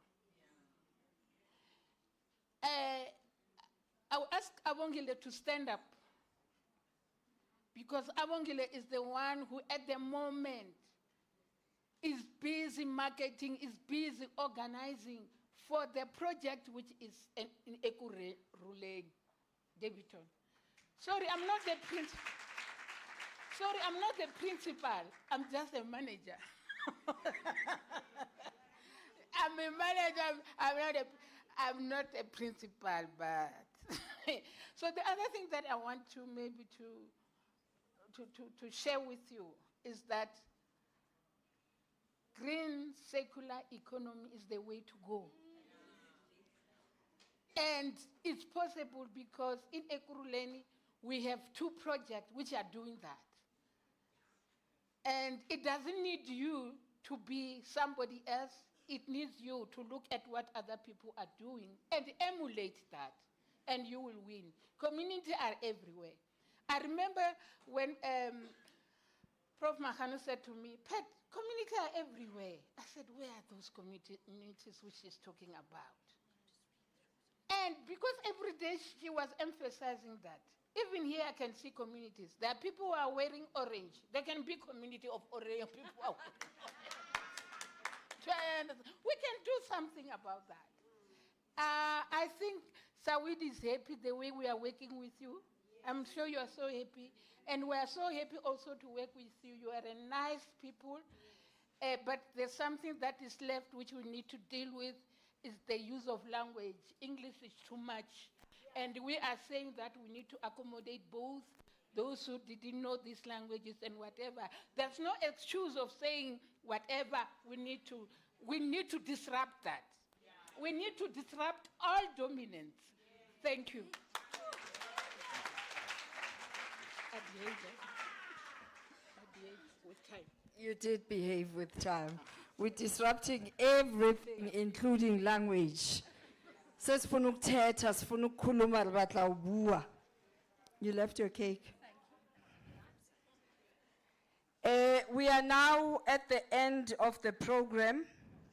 I'm trying to figure out the best way to do this without disrupting what is next on the agenda. Maybe before we celebrate and start singing and ululating, let me just quickly give way forward. Ne? Powers vested in me as program director. So as we conclude, before we get to celebrate, way forward, some of the key points that we took today. Let me just quickly remind you what we are about. Our objectives, we're honoring the multi-faith diversity of women and the model of Shakti leadership, which helped us to connect to the inner self, anchoring the National Action Plan on Women, Peace and Security by reopening conversations around healing, reconciliation and restitution, exploring the development caravan model, or development caravan model, development model, that. This is why we need to disrupt English. Encouraging the productive self-reliance of women and showcasing examples of productive self-reliance and food security and nutrition. And I think the second session was a clear demonstration of this, that we can do these things ourselves. Women's suggestions for political agency, and in the current pre-election climate. And on that note, I urge you that as you put that X for the next cohort of leaders, be mindful of who you're voting for and why you're voting for them. They need to sell the story that resonates and makes sense with you, not because it's my friend, not because my friend said my friends, let's go and vote, because people died for your right to have your word, to have your representation, and all the challenges that you face to be recognized. So way forward, the lessons we've learned today are deeply aligned to the ethos and character of South African women in dialogue. I'm sure all of us can agree with this statement. We're going to learn to rely on our inner spiritual strength more than we do what is outward. We know that we have it within ourselves to do things for ourselves, to be the change that we want to be. We're going to recenter the interests of the dispossessed and the youth and those with disability. We are going to recorrect the cause of our nation to meet all the basic rights of our people in a constitutional democracy as stated in the constitution of this country. We pride ourselves with having the best constitution in the world, and we need to put it to action. We're going to discover how we create a secular solidarity economy, a secular solidarity economy that is inclusive of all, not some. We eradicate the animal farm with economic development. We are going to learn from each other and teach our children to turn our irritations into pearls, our mess into messages. We're going to showcase, advocate for, and implement developmental approaches to poverty eradication because it can be done. It has been demonstrated through this meeting. We need policy briefs. Can I hear an amen from Sis Kelly? We need policy briefs. We need models to be documented. We need a book of models. This thing of us handing over the baton that does not have instructions is a problem. We need a manual on how to. When Abu Mam Thoko say, my knees can't carry me no more, when Abu Crisalda take over, they mustn't take over out of heart, out of greed, out of poverty, out of circumstances. But it must be about they want to serve others because they recognize that I am, because you are, because we are. We are the ones we've been waiting for. Can I hear this line with all of us, please? We are the ones we've been waiting for. I am the one I've been waiting for. It's nice to be here. Gumnandu Bala. As we conclude, I'd like Umam Claudine to stand, please. Claudine Mufokeng Wamakhetha. She was married to the Mufokeng, and the husband went to figure out who we are as a family, discovered the Makhetas, and now she's Mrs. Claudine Mufokeng Wamakhetha. Yeah. So those of you who were here last year, you would remember our inaugural men's conversation, right? And you remember how much of a highlight the men's conversation was. And we mentioned that Ntate Jerry has a book about being a man. Mam Claudine has a book about being a woman. This is such an empowering tool. This is such an empowering tool that as we connect to womanhood, there are certain things that we can only learn for those who've walked the path before us. There are certain things that we accept that we shouldn't accept as women. And she clearly articulates how to connect with blended families, how to be a wife, how to be a leader, how to not lose your voice when you are married to a dominating spirit. We know that it's a celebrity, but she never lost her voice. She remained Methlode. Thank you very much, Methlodine, for joining us. And she does have copies of her book for those who are interested. And now as we conclude, as we conclude, I'm going to light these candles. And as we light the candles, I'd like you to internalize this. I get when we have a birthday, you make a wish and you blow off the candles. So my wish that I'm going to dictate upon you, implore you to take it as your own wish, as for Sawid and Unisa in this journey of this Women's Forum. We are now going to be self-aware based on what we learned today. You are going to identify your strengths, your weaknesses, and identify people who are going to help you be better. Because society needs us, and it needs us whole. We are going to be willing to be the change. And we can only be willing to be the change if we allow ourselves to be teachable. We are going to have intense focus on things that are important as we change the discourse of our people. Whatever position you occupy, look around you. Who is following me? What do they need? In my community, as meso and so, is it okay for me to have month end and take out grocery when my neighbor doesn't even have meal? We need to be intentional and be focused like that. Number 4, we need to be committed. We are going to be committed to eradicating our social ills and the imbalances of our past. South Africa depends on us to fix this, and we can. And lastly, we do know that we have the character and the capacity and the ability to do this. And we believe this, right? And as I say this, everybody said, amen. So I'm going back to this mic. I'm going to now light the candles. And as we sing, they are jolly good fellows, because they are, right?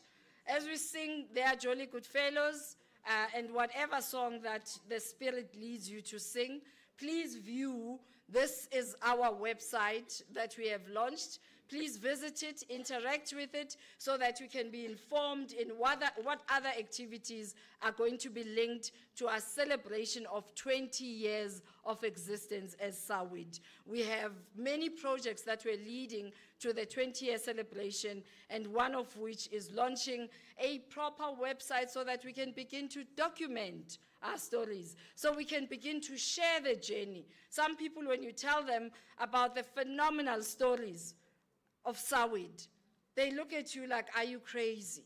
I was hoping that all screens will be working by the time we do this, but because we've given you Wi-Fi code, please log in, interact with the website, and see the journey, be part of it. On the 18th until the 22nd of September, we are going to convene at Birchwood Executive Hotel, where we are going to continue the healing workshops, and as you become exposed to these workshops and information, please don't keep the information to yourself. Share with others who couldn't be here. We can only accommodate 1,000 because you've heard, I don't know how many times I was trying to calculate how many times it was said that we don't have money. Asna imali. When you see Crisalda standing here, don't tick and say, hey, we are cash. Bunini AMC. This is voluntary. This is voluntary. So identify what it is that you can do for your community, for your environment, and serve. And for those of you who are watching online, thank you so much to the inquiries that I've already received. Don't say come and volunteer for our organization. It's only for Sawid. Invoice, yes, when I come to your organization. It's not fair.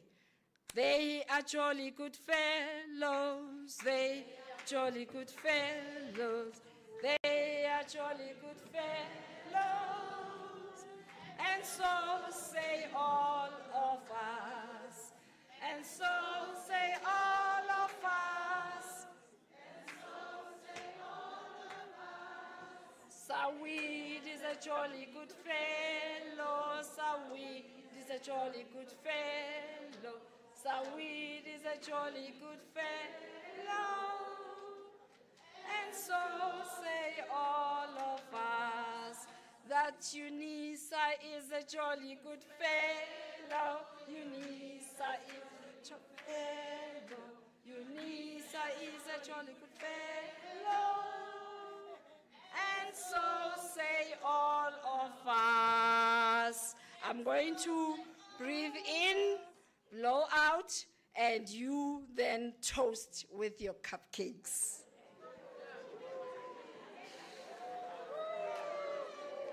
And then we sing, this little light of mine, I'm gonna let it shine. This little light of mine, I'm gonna let it shine. This little light of mine, I'm gonna let it shine, let it shine, let it shine, let it shine. Yip, yip. Yip, yip.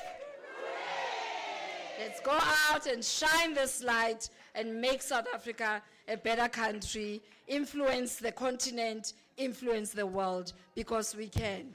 Thank you, everyone. Lunch is served. Go out and be great.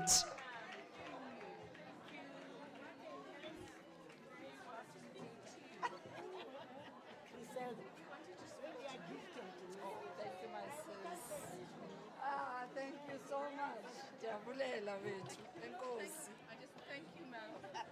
Please don't forget the... Oh, yes, let me take that. Thank Can you. I have the Anything- match, please? Oh, yes. Thank you, ma'am. God bless you, ma'am. Thank you so much for the most beautiful job you did. We rushed through it, huh? We tried. We tried. For something that was not scripted. It's something that we weren't going to do a month ago. No. I mean, where were we going to find resources to launch? And hello, Tony.